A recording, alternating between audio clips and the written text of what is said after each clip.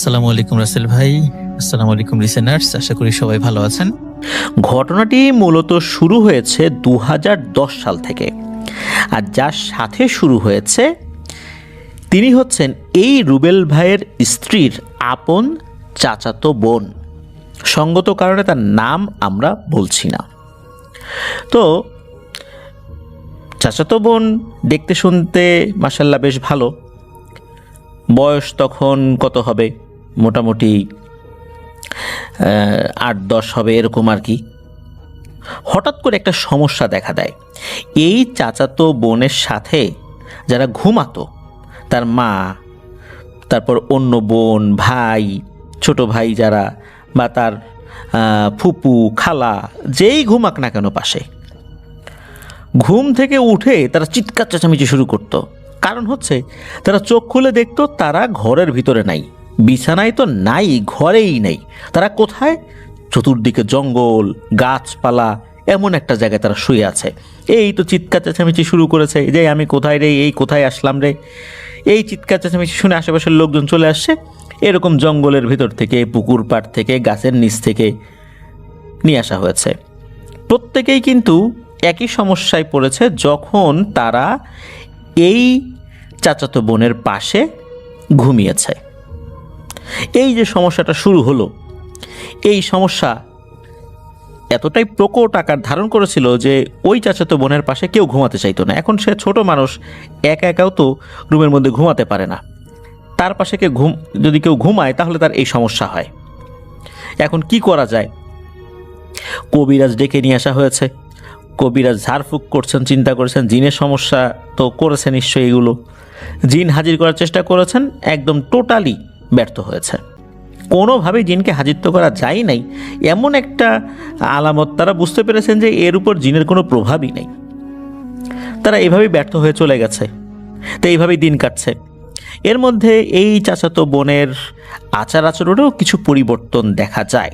তবে সেই পরিবর্তনটা যে বড় ধরনের পরিবর্তন, তার মন মানসিকতারও পরিবর্তন হয়ে গেছে, অর্থাৎ মানসিক কিছু সমস্যা দেখা দিয়েছে, বিষয়টা এরকম না। চাচাতো বোন একা একা কারোর সাথে কথা বলতো। যদি তাকে জিজ্ঞেস করা হতো কার সাথে কথা বলো, এই বিষয়ে সে কোনো উত্তর দিত না। তাছাড়া অন্যদের সাথে তার আচার আচরণ, কথাবার্তা, খাওয়া দাওয়া, ঘুম, এভরিথিং সব কিছু স্বাভাবিক ছিল। তো এইভাবেই চলছিল। এই যে রুবেল ভাই, উনি যখন ওই পরিবারে বিয়ে করেছেন এবং যখন তার স্ত্রীর কাছ থেকে জানলেন যে তার স্ত্রীর চাচাতো বোনের সাথে এই সমস্যা হচ্ছে, তখন রুবেল ভাই এটা শুনে খুব অবাকই হয়েছিলেন যে এটা কিভাবে সম্ভব। পাশে কেউ ঘুমালে সে ঘুমের ভেতরে হয়তো বা হাঁটতে হাঁটতেই চলে যায় নাকি, কিন্তু না, দরজা বন্ধ থাকে, সেই লোক থাকে না ঘরে। এই যে একটা সমস্যা, এখন হয় কি, এইভাবেই তো চলছে। এইভাবে চলছে, মেয়েটাও আস্তে আস্তে বড় হচ্ছে, বিয়ের বয়স হয়ে গিয়েছে। এইভাবেই কিন্তু সে লেখাপড়া করছে, সব কিছু ঠিকঠাক মতো চলছে। আসলে কি সব কিছু ঠিকঠাক মতো চলছে? না।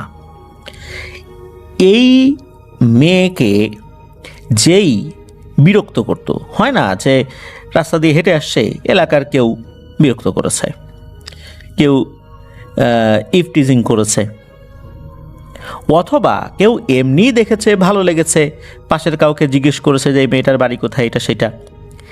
এই কাজ যেই করেছে সেই বিপদে পড়েছে। বিশেষ করে যারা ইফটিজার, যেই এই কাজ করেছে, ওই মেয়েকে বিরক্ত করেছে, দূর থেকে কোনো ব্যাড সাউন্ড করেছে, ওই ছেলে একটা বিপদে পড়েছে সাথে সাথে, বা বাড়িতে গিয়ে মারাত্মকভাবে অসুস্থ বা অন্য কোনো সমস্যা হয়েছে। তো এরকম যখন চলছিল, মানুষ তো প্রথমে একজন দুইজন এরকম সমস্যা হলেও প্রথম দিকে বুঝতে পারে নাই, পরে বুঝতে পেরেছে যে এই মেয়েকে ডিস্টার্ব করার কারণেই এরা এই সমস্যায় পড়েছে। আস্তে আস্তে তো মানুষের মধ্যে কানাঘুষা শুরু হয়ে গেল এবং একটা পর্যায়ে গ্রামের সবাই জানে, শুধু ওই গ্রামের না, আশেপাশের গ্রামের লোকজনও জানে যে এই মেয়েটার জিন ঘটিত সমস্যা রয়েছে। কিন্তু ওই জিনকে কখনো হাজিরও করা যায় না, তার কাছ থেকে কোনো তথ্যও পাওয়া যায় না। তো এইভাবেই কিন্তু চলছিল। আর বিয়ের সম্বন্ধ যখন আসে, যখন পাত্রপক্ষ দেখতে আসে, ঠিকঠাক মতো দেখে, চলে যায়, যাওয়ার পর এরা আর কোনো উত্তর দেয় না। ফোন রিসিভ করে না, তাহলে তো বোঝাই যাচ্ছে মেয়ে পছন্দ হয় নাই, এরকমটাই তো বোঝা যায়। আর যদি তাদের সাথে যোগাযোগ স্থাপন করা হয়, তারা এক বাক্যে না করে দেয় যে এই মেয়েকে আমাদের ছেলের সাথে বিয়ে দেব না। এখন মেয়েটা তো বড় হচ্ছে, বিয়ে শাদী তো দিতে হবে। চতুর্দিকে এই ধরনের কথা যখন ছড়িয়ে গেছে, এটার একটা সমাধান তো দরকার। আর কতদিন এভাবে চলবে? এই যে রুবেল ভাই, উনি তো আসলে ওনার ব্যবসার কাজে বিভিন্ন জায়গায় যেতেন, যেহেতু উনি বিদেশে লোক পাঠান। ওনার সাথে এক কবিরাজের খুব ভালো সম্পর্ক হয়েছিল। উনি ওই কবিরাজের সাথে বিষয়টা আলোচনা করেছিলেন। তো কবিরাজ এই ধরনের অনেক সমস্যার সমাধানও করেছিলেন। কবিরাজ যখন বিষয়টা জানতে পারলেন, তখন বললেন ঠিক আছে, আমি এই সমস্যার সমাধান করব। এখন কবিরাজের যেখানে বাড়ি, ওই বাড়িতে রুবেল ভাই গেছেন একদিন দিনের বেলাতেই। যাওয়ার পর কবিরাজকে সাথে নিয়ে আসছেন। কবিরাজের সাথে এক সাগরেদও আছে। এই রুবেল ভাই, কবিরাজ আর কবিরাজের সাগরেদ। কবিরাজের নামটি আসলে রুবেল ভাই বলতে পারেন নাই। এই তিনজন মিলে একটা ভ্যান ঠিক করেছে। তো ভ্যান ঠিক করার পর ওই ভ্যানে তারা আসা শুরু করেছে। রাস্তা ভালো, রাস্তা পাকা রাস্তা। ভ্যান আস্তে আস্তে এগিয়ে আসছে। একটা জায়গায় ভ্যান চলে আসে, আশেপাশে ঘরবাড়ি নাই, আরও সামনে গিয়ে ঘরবাড়ি, সামনে বাজারও রয়েছে। তো ওইখান দিয়ে ভ্যান যাচ্ছে। সামনে এক পাশে রুবেল ভাই বসে আছে, আর এক পাশে কবিরাজ বসে আছে, আর ভ্যানের পেছন দিকটাতে সেই সাগরেদ বসে আছে। তো ওনারা এইভাবে আসছে। হঠাৎ করে হয় কি, ভ্যানটা শূন্যে উঠতে থাকে। মানে ভ্যানে যারা বসে আছে তারা দেখছে যে ভ্যানটা শূন্যে উঠে গেল, আর ভ্যান যিনি চালক উনি কিন্তু প্যাডেল মারছেন, পেছনের দুই চাকাও ঘুরছে। অনেক সময় হয় না যে আমরা একটা খেলনা এক জায়গা থেকে উঠিয়ে আর এক জায়গায় রাখি, মনে হচ্ছে এই ভ্যানটাকে কেউ রাস্তা থেকে উঠিয়ে রাস্তার পাশে যে ধান ক্ষেত ছিল, ওই ধান ক্ষেতে ওই সময় পানি জমেছিল, ঠিক ওই একটা ধান ক্ষেতের মাঝখানে গিয়ে ওই ভ্যানটা রেখেছে। যখনই এরকমটা হয়েছে, সাথে সাথে ওই ভ্যান চালক উনি তো ওরে আল্লাহ রে, এ কি বিপদে পড়লাম রে, এই বলে ওইখান থেকে কোনো মতে দৌড় দিয়ে ওই পানির ভিতরে দৌড়ে দৌড়ে রাস্তার উপরে উঠছে, আর আল্লাহ আল্লাহ করতেছে, আল্লাহ রে কি বিপদে পড়লাম, এ কি বিপদে পড়লাম।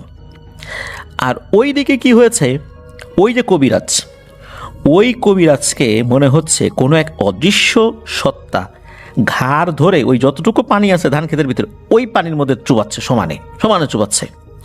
এদিকে রুবেল ভাই তো ভয়ে দৌড়ে উনি কোনো মতে রাস্তায় এসে উঠছেন। সারা শরীরে কাদা মেখে গেছে, পানিতে একদম জুবুধুবু অবস্থা। ওই সাগরেদও ভয়ে রাস্তায় উঠে গেছে, আর কবিরাজকে পানির মধ্যে চুবাচ্ছে। তো একটা পর্যায়ে এসে কবিরাজকে ছেড়ে দেয়। কবিরাজও দৌড়ে রাস্তায় আসেন। এরপরে ভ্যানালা বলেন যে এই আপনারা বলেন তো, আপনারা কোথায় যাচ্ছেন, কোন বাড়িতে যাচ্ছেন, কি কাজে যাচ্ছেন বলেন তো। তখন ওই রুবেল ভাই বলে যে আমরা তো যাচ্ছি অমুক বাড়িতে যাচ্ছি, ওটা তো আমার চাচা শ্বশুরের বাড়ি। তখন ওই ভ্যানালা বলতেছে যে হায় হায় সর্বনাশ, আগের থেকে বলেন নাই কেন, ওই বাড়িতে তো জিনে ধরা মেয়ে আছে। এই জন্যই তো বলি যে কেন এই বিপদে পড়লাম। না রে বাবু, আমি ওখানে যাইতে পারবো না, আপনারা হাইটে যান, আর আমার ভ্যান তোলার ব্যবস্থা করেন।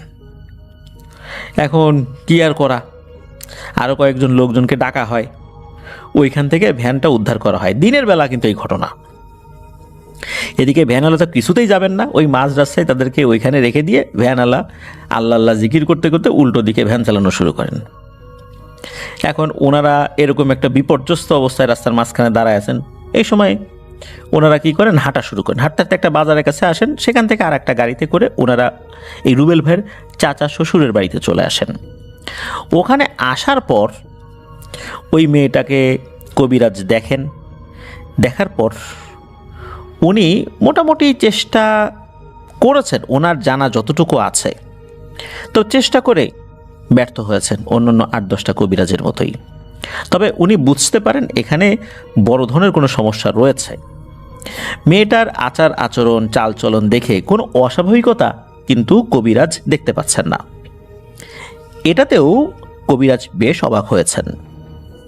কবিরাজ কিছু রুকিয়া করে দেন, ঝাড়ফুঁক করেছেন, পানি পড়া দিয়েছেন, তেল পড়া দিয়েছেন, বলেছেন যে এটা ঠিক হয়ে যাবে, কোনো সমস্যা নাই। এই বলে কবিরাজের কিছু হাদিয়া আছে, সেই হাদিয়া নিয়ে কবিরাজ ওখান থেকে বের হয়ে যান। তো রুবেল ভাই তো ওনার জানাশোনা যতটুকু ছিল তার মধ্যে এই কাজটি করলেন, আর যে বিপদে পড়েছিলেন সেটাও তো ওই পরিবারের সবাইকে জানিয়েছেন। এখন রুবেল ভাই যেহেতু এই বিষয়টা নিজের চোখেই অবলোকন করেছেন যে কি একটা ঘটনা ঘটে গেছে দিন দুপুরে, পরিবারের সদস্যরা এবং রুবেল ভাই ওনারা সবাই মিলে পরামর্শ করে ঠিক করলেন সাধারণ কোনো কবিরাজে এইটার সমাধান হবে না, ভালো কোনো আল্লাহওয়ালা পরহেজগার হুজুরের কাছে যেতে হবে। তো ওনাদের পরিবারের মধ্যেই ভালো একজন হুজুর ছিলেন, তো দীর্ঘদিন তার সাথে যোগাযোগ ছিল না, তো একটা পর্যায়ে তার সাথে যোগাযোগ করতে তারা সক্ষম হন, সেই হুজুরকে নিয়ে আসেন। সেই হুজুর আসার পর দীর্ঘ সময় ধরে রুকিয়া করার পর এই প্রথমবারের মতো ওই মেয়ের উপরে জিন হাজির করতে সমর্থ হন তিনি। জিনটা হাজির হয়ে খুব সুন্দর করে সালাম দেয়। সালাম দেওয়ার পর সেই জিন হেসে হেসেই বলতেছে, হুজুর কেমন আছেন? তো হুজুরও বলছেন, আলহামদুলিল্লাহ ভালো আছি। তখন হুজুর বলছেন যে আমি তো তোমার বিষয়ে খোঁজ খবর নিয়েছি, আমি জানি তুমি খুব শক্তিশালী জিন, আর আমি এটাও শুনেছি যে তুমি এই মেয়েটাকে পছন্দ করো। তোমার পরিবারের অমতেই তুমি এই মেয়েটাকে পছন্দ করো। তুমি যে এই মেয়েটাকে পছন্দ করো, তোমার গোত্রের যারা আছে তারাও কিন্তু বিষয়টা স্বাভাবিকভাবে নিচ্ছে না, তোমার মা বাবাও বিষয়টা স্বাভাবিকভাবে নিচ্ছে না, তারপরেও তুমি জোর করে তোমার মা বাবাকে রাজি করিয়েছ। এখন তুমি যে এই মেয়েটার সাথে এমনটা করছো, এটা তো সম্ভব নয়। তুমি একটা জাতি, আমরা আর একটা জাতি, ওর তো স্বাভাবিক জীবনযাপন ব্যাহত হচ্ছে। তোমরা দীর্ঘ হায়াত পাও, কিন্তু এই মেয়েটার যৌবন কতদিন থাকবে? তো একটা সময় বার্ধক্যে উপনীত হবে, তখন তোমার বয়স কত হবে? তুমি তারও দীর্ঘ জীবন, দীর্ঘ হায়াত লাভ করবে। এই মেয়েটার জীবনকে তুমি নষ্ট করছো না? এই মেয়েটার কি তুমি ক্ষতি করছো না? এর উত্তরে ওই জিনটি বলে যে, জি হুজুর, আপনি যেগুলো বলেছেন নিঃসন্দেহে সেগুলো যুক্তিসঙ্গত কথা। আপনি যখন আপনার অনুগত জিনদেরকে দিয়ে আমার সম্পর্কে খোঁজ খবর নিয়েছেন, যাদেরকে আমার কাছে পাঠিয়েছিলেন আমি তাদেরকেও চিনি, আপনাকেও আমি চিনি। আপনি আল্লাহওয়ালা লোক, বুজুর্গ লোক, আপনাকে আমি সম্মান করি। তবে একটা কথা জেনে রাখুন, এই মেয়েটার আমি কোনো ক্ষতি করি নাই, ইনশাল্লাহ ভবিষ্যতেও করব না। একে আমি পছন্দ করি, ভালোবাসি, ওকে আমি বিয়ে করব। আর ওকে যারাই ক্ষতি করতে আসবে, যারাই ওকে বিরক্ত করতে আসবে, যারাই ওকে বিরক্ত করবে, আমি তাদেরকে নিঃসন্দেহে ক্ষতি করব, এতে কোনো সন্দেহ নাই। আর আমি ওকে বিয়ে করব, আপনি আমার ভালোবাসার মধ্যে বাধা হয়ে দাঁড়াবেন না। যেই বাধা হয়ে দাঁড়াবে আমি তার ক্ষতি করব। ওকে ওর মতো থাকতে দেন। যদি আমি কখনো ওর ক্ষতি করি, তখন আপনি আমাকে যে শাস্তি দিবেন আমি সে শাস্তিটা মাথা পেতে নেব। কিন্তু ওর যদি কোনো ক্ষতি না দেখেন, অনুগ্রহ করে আপনি এর ভেতরে আর আসবেন না। আমি কথা দিচ্ছি ওর কোনো ক্ষতি হবে না, ওর জীবনযাপন স্বাভাবিক থাকবে। শুধু একটা জিনিসই থাকবে না, সেটা হচ্ছে ও কাউকে বিয়ে করতে পারবে না, ওর বিয়ে হবে না। ওর বিয়ে আমার সাথেই হবে, আমি ওকে বিয়ে করব। এটা আমার পরিবারকেও আমি বলেছি, আমার পরিবারও রাজি হয়েছে। এ কথা শোনার পর ওই হুজুর উনি একটু রেগেই যান, বলে যে তুমি কি পাগল হয়ে গেছো? তোমার কি স্বাভাবিক বুদ্ধি লোপ পেয়েছে? তুমি তো মুসলিম জিন, তোমার তো এরকম করা উচিত হচ্ছে না। তখন ওই জিনটা বলছে যে, দেখেন হুজুর, আপনি আমাকে কোনো যুক্তি দিয়ে বোঝাতে পারবেন না, আমি কোনো যুক্তি মানব না, আমি বিদায় নিচ্ছি, আসসালামু আলাইকুম। এই বলে সাথে সাথে ওই জিনটা ওখান থেকে বিদায় নেয়। তো হুজুর যখন তার অনুগত জিনদেরকে আবার ডাকেন, সেই অনুগত জিনরা এসে হুজুরকে বলেন যে, হুজুর আসলে একে বোঝানো যাবে না, এ খুব শক্তিশালী জিন, তবে ভালো জিন, ও কাউকে কোনো ক্ষতি করেছে এমন নজির পাওয়া যায় নাই। আর জিনদের মধ্যে ও কেবল যৌবনে পদার্পণ করেছে, মানে তরুণ বয়স থেকে কেবল যৌবনে পদার্পণ করেছে। আর এই মেয়েটার ও আগে তো ক্ষতি করে নাই, ভবিষ্যতেও করবে না, এই সম্পর্কে আমরা খোঁজখবর নিয়েছি। তবে একে যদি ছাড়ানোর চেষ্টা করা হয় তাহলে আর বড় ধরনের বিপদ নেমে আসতে পারে। কারণ ও যখন উপস্থিত থাকে না, কোনো কারণে বাইরে থাকে, তখন ওর বন্ধুরা এই মেয়েটাকে পাহারা দেয়, যাতে করে অন্য কেউ এসে বিরক্ত করতে না পারে। ও যে সবসময় আশেপাশে ছায়ার মতো থাকবে এটাও তো সম্ভব না। ও বিভিন্ন কাজে অন্য জায়গায় সরে যায়, তখন অন্যরা এসে পাহারা দেয়। সুতরাং বুঝতে পারছেন যে ওকে যদি বন্দি করা হয়, আরও কত শত শত জিন এসে আক্রমণ করে বসবে এই পরিবারের উপর, আপনার উপর, আমাদের উপরে। বিষয়টা কিন্তু ভালো হবে না। এটাই ভালো হয় যে এই মেয়েটাকে তার ভাগ্যের উপর ছেড়ে দিন, মেয়েটা এভাবেই থাক। তো হুজুর যখন তার জিনের কাছ থেকে এই ধরনের পরামর্শগুলো শোনেন, এরপর হুজুর ওই পরিবারকে পরামর্শ দেন যে আপনারা অনুগ্রহ করে এই মেয়েটার উপর আর কোনো ধরনের রুকিয়া করাবেন না, এতে হিতে বিপরীত হতে পারে, মেয়েটা উন্মাদ হয়ে যেতে পারে। আর কোনো হুজুরকে যদি দেখাতে চান সেই হিসাবটা আলাদা, তবে কোনো তান্ত্রিক কবিরাজের কাছে এই মেয়েটাকে আর নেবেন না, তাতে আরও বড় ধরনের বিপদ হতে পারে। তো এই পরামর্শ দিয়ে হুজুর ওখান থেকে চলে যান। যদিও বা এর মাঝখানে বেশ কিছু বিষয় হয়েছিল, যেমন হুজুর শুরুর দিকে যখন এই তথ্যটা পেয়েছিলেন উনি ওনার জিনদেরকে দিয়ে খোঁজখবর নিয়েছিলেন, তারপরে প্রাথমিকভাবে একটু পানি পড়া দিয়েছিলেন, 2 দিন ভালো ছিল, এরপরে আবার সমস্যা শুরু হয়ে যায়। কার সাথে যেন রাতের বেলা কথা বলে বিড়বিড় করে। তো এই যে যেই ব্যাপারটা, এই ব্যাপারটা নাকি এখনও চলমান রয়েছে। এই যে এই রুবেল ভাইয়ের যেই স্ত্রীর চাচাতো বোন সম্পর্কে তার শালিকা হন আর কি, তো এই মেয়েটা এখনও এরকমই আছে, তার বিয়ে হয়নি। এখন তার বিয়ের চেষ্টাও আসলে পরিবার থেকে করে না। মেয়েটা কিন্তু একদম স্বাভাবিক, তার আচার আচরণ কথাবার্তা একদম স্বাভাবিক।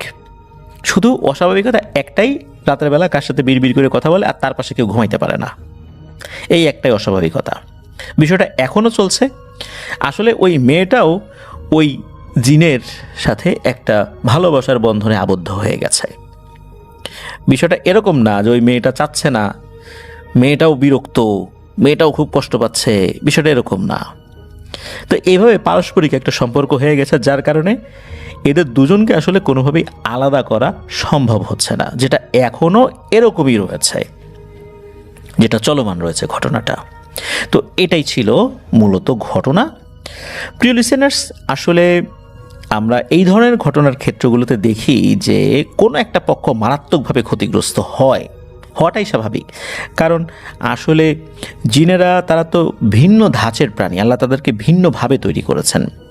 তাদের সংস্পর্শে আসলে মানুষের স্বাভাবিক কিছু পরিবর্তন তো হয়ই। এই মেয়েটার ক্ষেত্রে হাতে গোনা কয়েকটি পরিবর্তন, যেমন সে বিড়বিড় করে কথা বলে, কার সাথে কথা বলে, ওই জিনের সাথেই কথা বলে, এছাড়া কিন্তু তার ভিতরে অন্য কোনো পরিবর্তন দেখা যাচ্ছে না। 8-10টা স্বাভাবিক মেয়ের মতোই সে এখনও এভাবেই আছে। সমস্যা একটাই, তার ঘর সংসার হচ্ছে না, কারণ ওই জিন প্রতিজ্ঞা করেছে যে এই মেয়েটাকে সে বিয়ে করবে। এখন কিভাবে করবে, তার দেশে কি নিয়ে যাবে না কি হবে এটা জানা যাচ্ছে না, তবে এটা এখনও এভাবেই রয়েছে, ঝুলন্ত অবস্থাতেই রয়েছে। প্রিয় লিসেনার্স, এটি ছিল ঘটনা। ধন্যবাদ জানাচ্ছি এম এ হোসেন ভাইকে।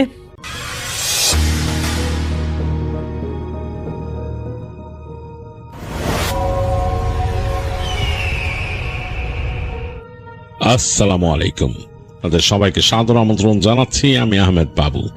কেমন আছেন আপনারা? আশা করি সবাই ভালো আছেন। আমি আল্লাহর মধ্যে ভালো আছি, আলহামদুলিল্লাহ। ঘটনাটি আমাদের সাথে শেয়ার করছেন সোহেল আহমেদ, ঢাকার ধানমন্ডি থেকে। সোহেল তার শোনা একটি ঘটনা আমাদের সাথে শেয়ার করছেন। শোনা মানে তার খুব কাছের মানুষের কাছ থেকে শোনা, আর যার সাথে ঘটেছিল তাকে সোহেল বেশ ভালোভাবে চেনে। তো সেই ঘটনাটি তিনি শেয়ার করেছেন, তিনি আমাকে অনুরোধ করেছেন আমি আমার মতো করে যেন শেয়ার করি। তা আমি চলে যাচ্ছি সোহেলের ঘটনায়। এটি 90-এর দশকের শেষের দিকের ঘটনা। সোহেলরা ট্যানারি ব্যবসা করতো, তাদের ট্যানারি ব্যবসা ছিল, এবং জিগাতলার একদম ভিতরে ওদিকে তাদের ট্যানারি ছিল। তো হঠাৎ তাদের যে পার্সোনাল যে অ্যাসিস্ট্যান্ট ছেলেটা ছিল, সোহেলের বাবার পার্সোনাল অ্যাসিস্ট্যান্ট, সোহেলও মাঝে মাঝে ওখানে বসতো, প্রায় বসতো। তো যাই হোক, সেই পার্সোনাল অ্যাসিস্ট্যান্ট ছেলেটা কাজ ছেড়ে চলে যায়, তার সাথে একটু সমস্যা হয়, সে ছেড়ে দেয়। তো এই ছেড়ে দেওয়ার কারণে সোহেলের একটা সমস্যা হয়ে যায়, কারণ তাদের যত ছোটোখাটো কাজ ইম্পর্টেন্ট মানে বিভিন্ন কাজে পাঠাতো আর কি ছেলেটাকে। তো এরকম কেউ না থাকাতে খুব সমস্যা হয়ে যাচ্ছিল, সোহেলের নিজের যেতে হচ্ছিল এবং এগুলো দেখতে পাচ্ছিল না।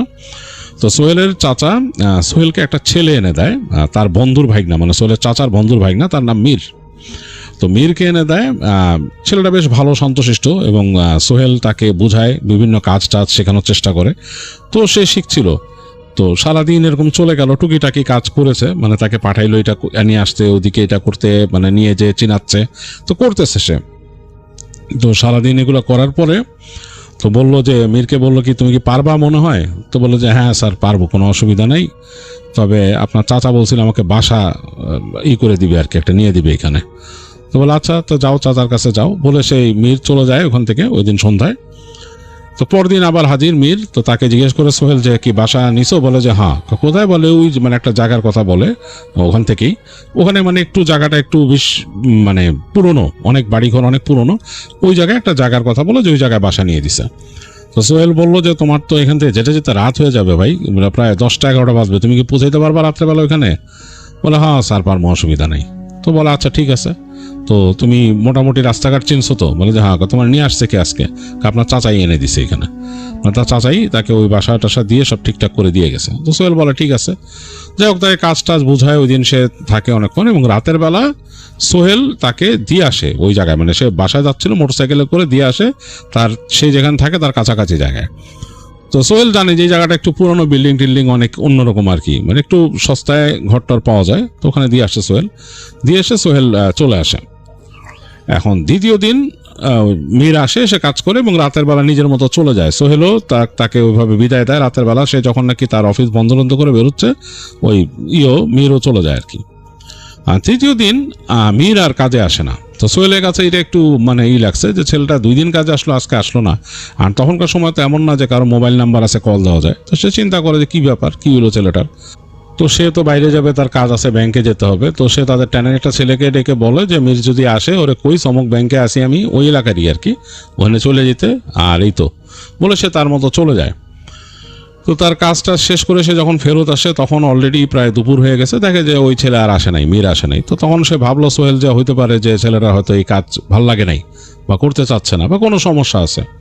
তো সে আর ওইটা চিন্তা না করে তার নিজের অফিসে যায় বসে, আর সে ওই চিন্তা ভাবনা করে যে অন্য একটা ছেলে রাখতে হবে এই সেই। তো এরপর তো সারাদিন বিভিন্ন কাজে ডুবেছিল, যে টুকিটাকি কাজ ছিল নিজে করছে, তার ওই টানার একটা ছেলেকে দিয়ে করাইছে এনে। তো এরকম করতে করতে সন্ধ্যা হয়ে গেছে, ওই তো আর আসে নাই। তো তার চাচা আসলো সন্ধ্যার পরে, এমনি ঘুরতে ঘুরতে আসছে, এসে তার সাথে বলতেছে কি অবস্থা কি, তো ওই ছেলেটা কেমন কাম করতেছে, কথা বলতেছে আর কি, যে ওই পোলাটা দিয়েছিও কেমন কাম করতেছে। সোহেল বলে পোলাটা তো আহে নেই আজকে। কাহে নেই? না। কি হলো, কি আশ্চর্য, ওরে তো আমি বাসা টাসা নিয়ে দিলাম, ও তো বেশ খুশি, তুম করে বেশ ভালো লাগছে ওর কইলো। তো হ্যাঁ কিন্তু কাজে তাহে নেই আজকে। আচ্ছা ঠিক আছে, দেখি ওরে খুঁজুম নে, আমি বাসা তো আমি দিছি, দেখুম নে খুঁজুম নে বলে চাচা চলে যায়। তো ওই দিন রাত্রেবেলা সোহেল তার মতো অফিস থেকে বাসায় যায়। পরদিন সে আসছে, দেখে ওই ছেলে নাই, ওই মীর তো আসেই নেই। তো সে ধরেই নিচে ছেলে কাজ করবে না। তো দেখা গেল যে সকালের একটু পরে তার চাচা আসছে, যখন মানে তার ব্যাংকে যাওয়ার সময়, ওই কাজের সময়। তো চাচা এসে বলতো স্যার এ তো খবর তো খারাপ। কি কই পোলারে দিয়েছিলাম না, ওর তো বিশাল সমস্যা হয়েছে, ওর তো ভূতে ধরছে। বলে মানে? তো বললো যে এইরকম এরকম ঘটনা বলবে আর কি। তখন সোহেল বললো যে আচ্ছা ঠিক আছে, আয়সা শুনতেছি আপনার কাছ থেকে কথা। তো সোহেল যে তার কাজ সেরে ব্যাংক থেকে এসে পরে দেখা যায় চাচা তখনও বসে আছে, চা সিঙ্গাড়া খাচ্ছে। তো তখন তার চাচা তাকে ঘটনাটা বলল যে কি ঘটছে। বললো যে ওই দিন রাতে, মানে দ্বিতীয় দিন তো আর সোহেল তাকে নামায় দেয়নি, সে নিজে নিজে গেছে। তো আমির ওখান থেকে বেরোইছে, বেরোয় তার মতো বাসার দিকে রওনা দিছে। হেঁটে যাচ্ছে, ওখানকার গলিগুলা খুব ন্যারো, আর মানে ওইখানে ট্যানারি এলাকাটা এমনি একদম ন্যারো এবং অন্ধকার থাকতো রাতের বেলা, আর কেমন একটা স্মেল হয়ে থাকতো, মানে জায়গাটা কেমন জানি এমনি একটু নোংরা ছিল ওই সময়।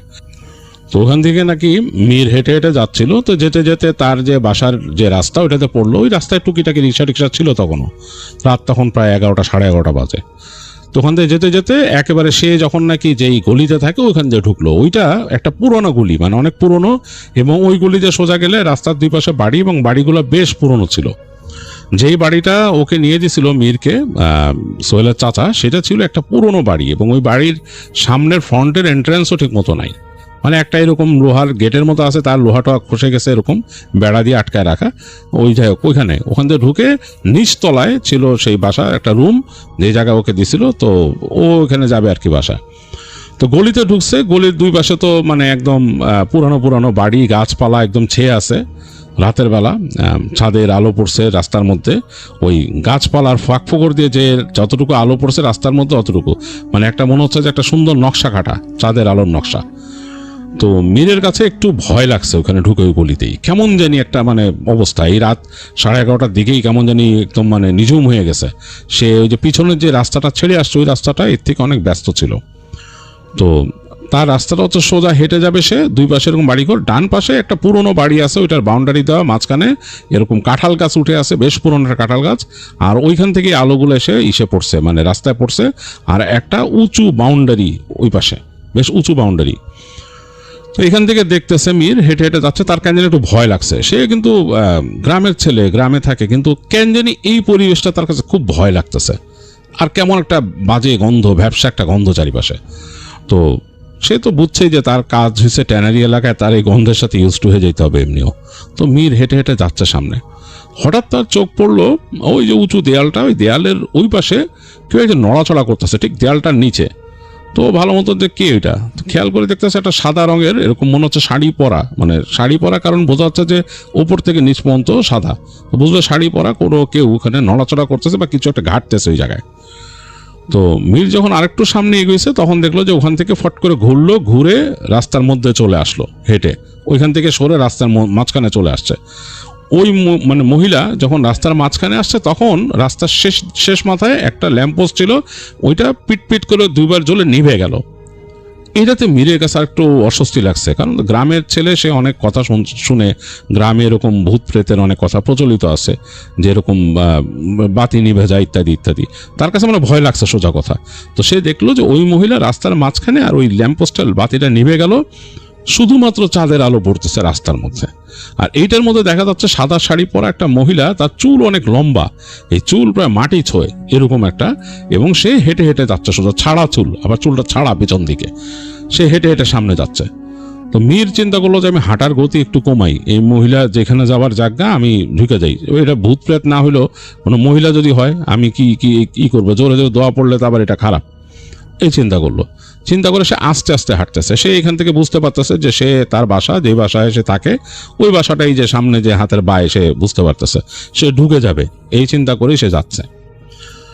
তো মীর আরেকটু সামনে যে অবাক হয়ে দেখলো যে ওই মহিলা, সে যে বাসায় যাবে ওই বাসার গেটের কাছে যে ঘুরলো, ফট করে বাঁয়ে ঘুরলো, ঘুরে হেঁটে ওই দরজা দিয়ে ঢুকে গেল।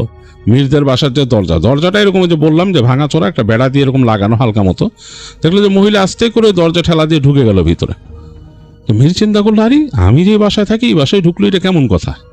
তার কাছে বেশ ভয় লাগছে যে এই বাসায় ঢুকছে, মানে কেমন কথা এটা। আর সে তো থাকে নিচতলায়। তখন মীর ভাবতেছে যে আচ্ছা, আমি তো নিচতলায় থাকি, মহিলা ঢুকছে, এমনও তো হইতে পারে বিল্ডিংয়ের কোথাও থাকে, এরা হয়তো মহল্লারই মানুষ বা এলাকারই মানুষ, হয়তো এখানে আসছিল কোনো কাজে।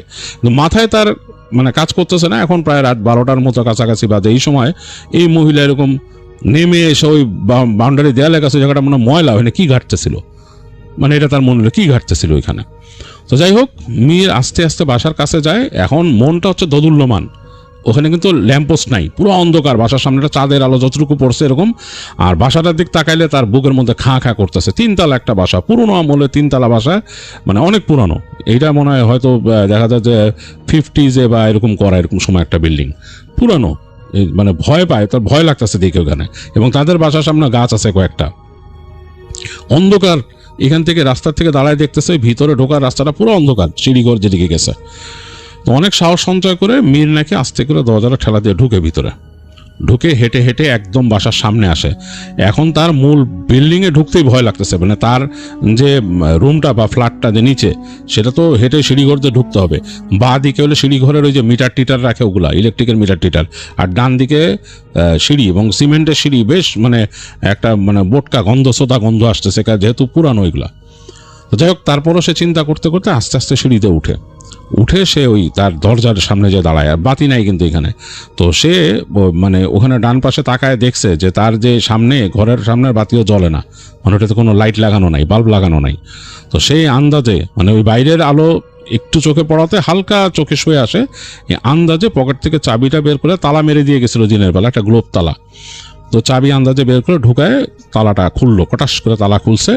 তো সে তার ওই ঘরের দরজা খুললো, ক্যাঁচ করে শব্দ করে দরজা খুলছে। দরজা খোলার পরে ঘরের মধ্যেও কেমন একটা বোটকা গন্ধ। তো ওইখানে একটা চৌকি ছিল, ওই চৌকিটা নাকি আগে মানে যারা যে ছিল মানে এখানে বা যে ভাড়া দিতেছে সেই রাখছিল। তো ওই ইসের চাচা, সোহেলের চাচা আবার রিকোয়েস্ট করে বলছে চৌকিটা রাখতে, ছেলেটা নতুন আসছে এই জন্য। তো সে ঘরে ঢুকে বুঝতে পারতেছে যে অন্ধকারের মধ্যে, ঘরের মধ্যে জানলার মধ্যে কোনো পর্দা নাই, যেহেতু সে তো একটা ব্যাচেলার ছেলে, নতুন আসছে একদম, সে কি করবে। তো ওই জানালা হচ্ছে কাঠের জানালা, উপরে একটু কাঁচ দেওয়া, সেটার ফাঁক দিয়ে হালকা আলো এসে পড়তেছে এখানে। সে বুঝতে পারছে এখানে চৌকিটা আছে, আর ওই পাশে একটা টেবিল আছে, সেটাও সে জানে যে একটা টেবিল আছে। তো সে ওই দরজা খোলা রেখেই হাত রাখতে শুরু করলো সুইচ ডান দিকে, মানে লাইট জ্বলবে আর কি।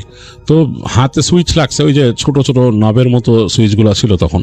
তো এরকম কয়েকটা টক টক টক টক করে মারলো, কোনোটা বাতি জ্বলতেছে না। তো সে বুঝলো যে এখানে হয়তো ওই বাল্ব হয়তো কেটে গেছে বা বাল্ব নাই। আর তার তখন মনে পড়লো যে আরে আমিও তো দিনের বেলা চিন্তা করি না এখানে বাল্ব লাগাইতে হবে, দেখছি একটা লাইট ঝুলে মানে লাগানো আছে, মনে করছে জলে। তো সে নিজে মানে বিষোদ্গার করলো আর কি, ঢুকে চিন্তা করতেছে যে লাইট তো জ্বলে না। তো দরজা খোলা রেখে সে চিন্তা করলো যে আমি রান্নাঘরে যাই, যদি ওই ড্রয়ার মধ্যে মোম টম থাকে জ্বালাই।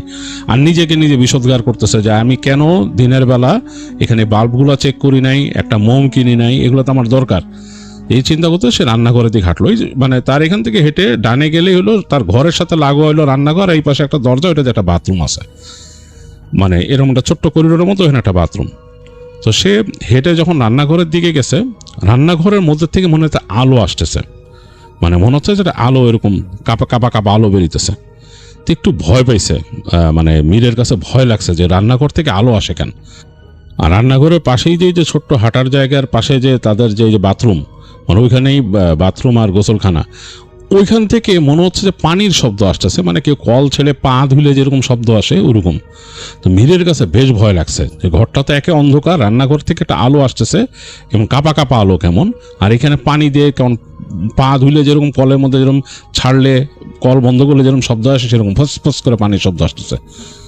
চিন্তা করলো ঘটনা কি, কেউ আসে নাকি এখানে, তালা মেরে তো গেছি, আর এইখানে রান্নাঘর থেকে আলো আসে কেন। তো সেইটা ভাবতে ভাবতেই মীর চলে গেছে রান্নাঘরের দরজার সামনে। তো রান্নাঘরের দরজার সামনে যখন গেছে তখন ভিতর থেকে একটা হিট লাগতেছে তার। হিটের মধ্যে সে ঢুকে গেল ভিতরে দেখতেছে যে চুলা দুইটা জ্বলতেছে, মানে ওখানে গ্যাসের চুলা ছিল, গ্যাসের চুলা জ্বলতেছে। তো বেশ গরম, এবং গ্যাসের চুলার আগুনের গরম লাগতেছে গায়ের পাশে, এবং তার ওই গ্যাসের চুলার পাশে একটা জানলা আছে, ওই জানলার একটা পাট খোলা এই পাশে, মানে একটা পাট খুলে আছে। তো মীর অবাক হয়েছে, ভয়ও পাইছে যে এই চুলা জ্বলছে কেমনে, আর এই পাট খোলা কেন জানলার। তো সে চিন্তা করতেছে এমন কি হলো যে এখানে কেউ জানলা দিয়ে, এই গ্যাসের চুলা যেহেতু জানলার পাশে, এমনও তো হইতে পারে যে কেউ গ্যাস অন করে চুলাটা জ্বালাইছে। এগুলো সে মানে একটা রেশনাল এক্সপ্লেনেশন চিন্তা করতেছে। করতে করতে সে দেখলো যে ওইটার পাশেই, গ্যাসের চুলার পাশেই ওখানে ম্যাচেরই রাখা বাক্স রাখা আছে। তো চিন্তা করলো এই ম্যাচ দিয়েই মনে হয় কেউ জ্বালাই দিছে আগুনটা, এই আগুনটা মনে হয় এখন চলতেছে। তো সে চিন্তা করতেছিল চুলাটা নিভাই দিবে তাড়াতাড়ি, তার কাছে অস্বস্তি লাগতেছিল। তো সে তাড়াতাড়ি এই চুলার আলোতেই তাকায় দেখলো যে সুইচ বোর্ডের দিকে, মানে যে তাড়াতাড়ি সুইচ অন করলো, মনে করলো বাতি জ্বলবে। দেখে যে না, রান্নাঘরেও বাতি জ্বলে না, রান্নাঘরেও বাতিও জ্বলে না, আর বাল্ব জ্বলতেছে কিন্তু বাতি জ্বলে না। তো সে নিজের মনে মনে মানে তীব্রভাবে বিষোদ্গার করলো নিজের কাছে যে এইখানে মানে এইখানেও বাতি নাই, রুমে নাই, আমি নিজেও এগুলা খেয়াল করি নাই, এখানে আমি অন্ধকারে থাকবো কেমনে। এই চুলাটা যে নিভাই নাই, সে বললো যে মানে ভালো হয়েছে। তো সে যে ওই ম্যাচের দিকে হাত বাড়াইলো, দেখলো যে ম্যাচের যে ওই বাক্সটা, ওইটার মধ্যে কোনো কাঠি নাই, শুধু খোসাটা পড়ে আছে। তো যাই হোক, চুলা সে নিভাই নাই, সে চিন্তা করলো যে ঘটনা কি। এদিক ওদিক হাতায় তাকায় দেখলো যে কিছুই নেই আসলে, মানে তার কোনো প্লেট কিচ্ছু নাই, মানে একটা খালি রান্নাঘর, ওখানে মোম থাকারও প্রশ্ন আসে না। তো সে মনে মনে খুব আপসেট হয়ে গেল, চিন্তা করলো যে আমি যদি রাত্রে ঘুমাইতে হয় কেমনে ঘুমাবো, আমি তো খাইও নাই। যাই হোক, চিন্তা করলো আজকে না খেয়ে ঘুমাইলাম, কি আর করার। কিন্তু এই যে পানি ছাড়তেছে কি, এইটাও একটা ভয় লাগতেছে তার। তো যাই হোক, সে মানে বেশ ভয় পাইছে। মীর কিন্তু মনে মনে একদম ধমে গেছে। তো সে তখন চিন্তা করলো চুলাটা পরে নি ভাই, চিন্তা করে সে রান্নাঘর থেকে ঘুরছে, মানে বেরোয় চুলার ওখান থেকে ঘুরে আসছে, এসে রুমে ঢুকছে। রুমে একটা পা দিছে, পা দিয়ে তার বুকের মধ্যে ধক করে উঠছে। সে দেখতেছে ওই যে দরজাটা খোলা রাখছিল, যে বাইরে যে রাতের আলো আসতেছে সেটা ওই চৌকির উপরে সে হালকা পড়তেছে, যে দরজা খোলা। চৌকির মধ্যে মনে হইতেছে কি একজন বসা, একটা অবয়ব সে বুঝতে পারছে পুরা, এবং সে ফিল করতেছে একটা মানুষ বসা ওইখানে, এবং মানুষটার গায়ে যে সাদা কাপড় পরা সেইটা পুরা বুঝছে, পুরা মানে পুরো একটা মানুষের অবয়ব, সাদা একটা শাড়ি পরা, সেটা বুঝতেছে ওখানে বসে আছে ওই চৌকির উপরে, এবং অন্ধকারের মধ্যে শুধু অবয়বটা দেখা যাচ্ছে, কিছু দেখা যাচ্ছে না। চৌকির পিছে যে জানলা ওইটার মধ্যে কাচের আলো হালকা এসে পড়ছে পিছন থেকে, এই জন্য বোঝা যাচ্ছে মাথাটা বোঝা যাচ্ছে, মানে কোনো কালচে চুলের মাথা এরকম। তো ভয়ে মীর জমে গেছে, মীর মানে এক পা যে সামনে যাবে সে উপায়ও নাই।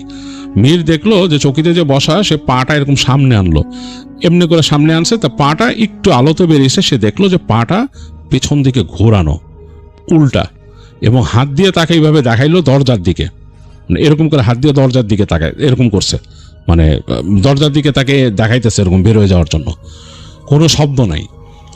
মীর মানে একদম মানে ভয়ে কাঠের মতো জমে গেছে, যখন নড়বে কিনা ভাবতেছে, পর মুহূর্তে চিন্তা করলো যে এখানে দাঁড়ানো সম্ভবই না, আবার এত ভয় পেয়েছে এক লাফ দিছে দরজার দিকে, সে ওখান থেকে মানে একদম স্ট্রেট লাফ দিছে, লাফ দিয়ে সামনে এসে পড়ে দরজা দিয়ে বের হয়ে যেতে যে তার পা আটকায় গেছে হচ্ছে দরজার যে উঁচু জায়গাটা, ওই জায়গায় সে একদম দ্রিম করে যে পড়ছে ওইখানকার ফ্লোরের মধ্যে, তার মাথাটা ঠুকে গেছে, এবং তার কাছে মনে হলো যে সে বেহুশ হওয়ার আগে সে বেহুশ হয়ে গেছিল, যে তার ঘাটটাকেও চেপে ধরে তাকে ছুঁড়ে এরকম সামনের দিকে ফেলছে।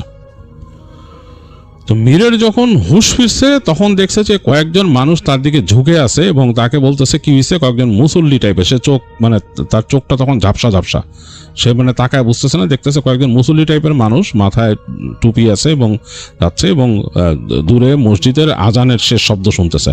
তার মানে বুঝছে যে এই মানুষগুলা নামাজ পড়তে যাইতেছে মসজিদে, তাকে দেখে থামছে, মানে এর মধ্যে রাতের এতটা সময় পার হয়ে গেছে। তারা বিভিন্ন কথা জিজ্ঞেস করতেছে, তো সে উত্তর দিতে, তাদের মধ্যে একজন বললো আচ্ছা এই ছেলেটাকে আমি নিয়ে যাই, আমার বাসায় নিয়ে যাই, কি করতে কি ব্যাপার। তো ওই সাথে আরেকজন হেল্প করলো, নিয়ে দেখলো যে যেখানে সে পড়েছিল সে ওই যে বাসাটার মধ্যে থাকার কথা সেই বাসারই গেটের সামনে, মানে সে পড়ছে কিন্তু বাড়ি গেছে ওই দরজার বাইরে, সে পড়ে আছে একদম গেটের বাইরে যে মাথা দিয়ে, এর জন্যই তারা মানুষ দেখছে। তো ওই লোক আর আরেকজন তার পাশের বাসায় তাকে নিয়ে গেল, নিয়ে যায় বললো যে কি অবস্থা, কি ব্যাপার, তোমার নাম কি? তো সে বলতেছে আমার নাম মীর, এরকম এরকম। তার মাথায় তাড়াতাড়ি তারা ওই যে পানি টানি দিয়ে পট্টি দিতেছে, বলতেছে যে আমি এই যে পাশের বাসা আমাকে রাখছিল, সে ওই যে সোহেলের চাচার কথা বললো যে অমুক চাচা আমাকে এখানে বাসা ভাড়া দিয়ে গেছিল, মানে এই বাসা ভাড়া নিয়ে দিছে, আমি এখানে উঠছিলাম, চাকরি পাইছি, কিন্তু রাতের বেলা আমি ভয় পাইছি, এখানে আসার পর এরকম আমার জানি কে এরকম করে ধাক্কা দিয়ে এখানে ফেলাই দিছে। তো তারা মুখ চাওয়াচাই করলো পাশের বাসা, তারা তো বললো যে এই বাড়িতে তো সমস্যা আছে, উনি এই বাসা কেন নিয়ে দিছে, বাসাতে এমনি সমস্যা এই জায়গায়, এগুলো বলে যাই হোক নিজেরা আলাপ করলো। তারা বললো ভাই তুমি শুয়ে থাকো, চিন্তা করো না। ওই লোক বললো তুমি মানে টেনশন করো না। তো এর মধ্যে নাকি মীর মানে একদম মানে তার ঘোরে হারায় গেছে, আবল তাবল বকতেছে, স্বপ্নে উল্টাপাল্টা দেখতেছিল, আর তার জ্বর আসছিল, হাই ফিভার রান করতেছিল, সে ঠিক মতো কাউকে চিনতে পারতেছে না। যে বাসায় তাকে রাখছিল তারাও বেশ ভয়ে ছিল যে কি অবস্থায় ছেলের কি হয় কে জানে। এখন মানুষ সবাইকে যে ফট করে হাসপাতালে নিয়ে যাবে সেই অবস্থাও না। তো এর মাঝে ওই যে সোহেলের চাচা যখন খুঁজতে গেছে তাকে, ওই মীরকে, যে কি ব্যাপারে ছেলেটা আসলো না, তো ওই বাসা দেখছে যে খালি, বাসার মধ্যে এরকম খোলা, এই সেইতে সে চিন্তা করছে বাসা যে ভাড়া দিছে তার উপর তলায় থাকে, তার সাথে কথা বলবে। তো এই সময় পাশের বাসার মানুষটা আবার বসেছিল, মানে খুঁজতেছিল যে এই ছেলের গার্ডিয়ান কাউকে পায় নাকি। তখন তাকে পাইছে, যে ডাক দিছে যে আসেন ভাই এদিকে আসেন। বললো যে এই ছেলেটা কি আপনি কি তার গার্ডিয়ান? বলে যে আমি গার্ডিয়ান মানে আমার বন্ধুর ভাইগনা আর কি। বলে যে এই ছেলে তো এখানে ভাড়া ছিল, এরকম সমস্যা, আমরা ভোরবেলা পাইছি তারে এই ঘটনা। তো তাড়াতাড়ি সোহেলের চাচা যায়, যে দেখে যে এই অবস্থা, তো তখন তিনি তাড়াতাড়ি ওকে নিয়ে ওইখানকার যে মেডিকেল আছে, হাসপাতাল আছে, ওখানে নিয়ে যায়। তো তিনি মীরকে ওইখানে ভর্তি করায় দিয়ে পরে সোহেলকে এসে এগুলো বলতেছেন যে এই ঘটনা। তো সোহেল শুনে বলতেছিল যে আসলে আপনি তো এখন আর ওকে কাজে লাগাইতে পারবেন না, যেহেতু সে অসুস্থ, আর ও ওখানে থাকবে না, ওই বাসায় তো আর সে থাকবে না। ও যদি আবার কাজ করতে চায় তাহলে ওকে ওখান থেকে সুস্থ হয়ে আসতে হবে, এসে কোথাও বাসা টাসা নিতে হবে, তারপর সে কাজ করবে। আর ওইখানে কেমনে কি হয়েছে আমাকে অবাক লাগলো এরকম ঘটনা শুনে। তা আপনি এগুলা কেমনে শুনলেন? কিছুটা তো ওই লোকটা বলছে আমারে, যে মানে যার ওইখানে সে ছিল সকালবেলা যারা পাইছে তাকে। পরবর্তীতে ওর যখন মানে হুশ আসছে, মানে ও যখন চোখ মিলে কথা বলতেছিল, তখন ও আমার মোটামুটি বললো ঘটনাগুলো, যে কি দেখছে কি। তো এটা বলে সোহেলের চাচা বলতেছে আসলে এই ব্যাপারটা কিন্তু ভয়ের, হ্যাঁ, এখানে কিন্তু অনেক এরকম পুরানো বাড়ি টাড়ি আছে। সোহেল বললো যে হ্যাঁ আসলেই তো, এগুলো তো আসলেই ভয়ের। যাক, ছেলেটাকে দেখেন টেক কেয়ার করেন। সোহেল নাকি কিছু টাকা পয়সা দিয়ে দেয়, বলে ধরেন ওর একটা মানে আমার এখানে যে 2 দিনও কাজ করছে সেই সময় আমি ওর কিছু স্যালারি দিলাম, আপনি দিয়েন। আর যদি সুস্থ হয়, ওরা যদি বাসা টাসা নিয়ে যেতে পারেন তাহলে আপনি নিয়ে আসেন ওরা, আবার অসুবিধা নেই। অথবা আমি দেখবো না, এরকম যদি কোনো জায়গা পাই আমি ওরা আবার নিব না, এই বলছে আর কি। সোহেল বলে দিল তার চাচাকে।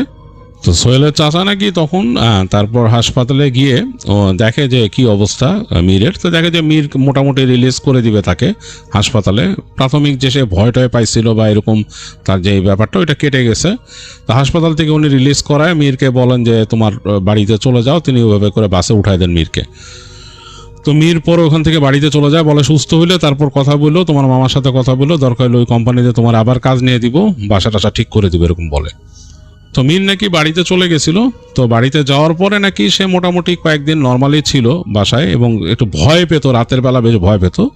তো এরপর নাকি একদিন মানে একটা ভয়ের ব্যাপার ঘটে মীরের সাথে আবার। মানে মীর বাড়িতে যাওয়ার পর প্রথম কয়েকদিন সে তার বাবা মার পাশের রুমে থাকতো। তাদের বাসাটা হচ্ছে এরকম গ্রামের বাড়ি, একটা মূল বসত ভিড়া টিনের ঘর, তার মাঝখানে উঠান, আর তার ডান দিকে হচ্ছে তাদের রান্নাঘর। রান্নাঘরের পাশেই আবার আরেকটা ঘর করা, ওইখানে মীর থাকতো আগে। তো এই ঢাকাতে ভয় পেয়ে আসার পর মীর থাকতো তার বাবা মার পাশের রুমে, মূল বসত ভিটায়। তো এরকম 3-4 দিন ওরকম থাকছে। থাকার পর তার কাছে মনে হয়েছে বোরিং লাগছে, সে তার নিজের রুমে আবার ফেরত যেতে চাইছে, মানে নিজে যে ঘরটা থাকতো। তো ওই রুমে সে চলে আসলো, আবার বললো যে এখানে থাকবো। তো প্রথম দিন রাত সে ওখানে আসে, রাতের বেলা সবাই ঘুমায় গেছে। মীরের একটু জেগে থাকার অভ্যাস হয়েছে। এই 2 দিন সে ঢাকায় ছিল, একটু মানে তার কাছে অন্যরকম পরিবেশের সাথে আর কি লাগতেছে নিজের কাছে। তো ঘুম আসতেছে না রাতের বেলা। তো যাই হোক, এক সময় প্ল্যান করছে ঘুমায় যাবে, সে শুয়ে পড়বে। এই সময় আমি চিন্তা করলো যে একটু বাথরুমে যাই। তো ঘর থেকে ঘরটা আটকাই দিয়ে তাদের ঘরের পাশ দিয়ে বাথরুমে যাওয়ার রাস্তা, মানে তাদের বাড়ির একেবারে কর্নারে, মানে তাদের বাসার একেবারে কর্নারে, পেছনের কর্নারে তার আব্বা বাথরুম বানাইছিল। তো ওইখানে হেঁটে যাচ্ছে। তো 2 পাশে বেশ কতগুলো সুপারি গাছ আছে আর এরকম রাস্তা। তো হেঁটে হেঁটে সে যাচ্ছে, যখন তার কাছে মনে হচ্ছে, মীরের কাছে মনে হচ্ছে তার পিছনে পেছনে কেউ আসতেছে সরসর করে। এখন গ্রামের রাস্তা এবং রাতের বেলা চাঁদ উঠছে, আলোতে অনেক কিছুই দেখা যায়, বেশ পরিষ্কার। তো মীর একটু হেঁটে যে পিছনে তাকাইছে, দেখে কেউ নাই, পুরা খালি। তো সে আর ওগুলো ইগনোর করে সে হাঁটা দিল, যদিও তার মনে হচ্ছিল তাকে ফলো করে কেউ আসতেছে। তো সে বাথরুমে চলে যায়। বাথরুম ব্যবহার করে সে যখন বের হয়ে আসছে, বের হয়ে এসে সে বের হয়ে হাঁটা দিছে বাসার দিকে, আবার ঘরের দিকে।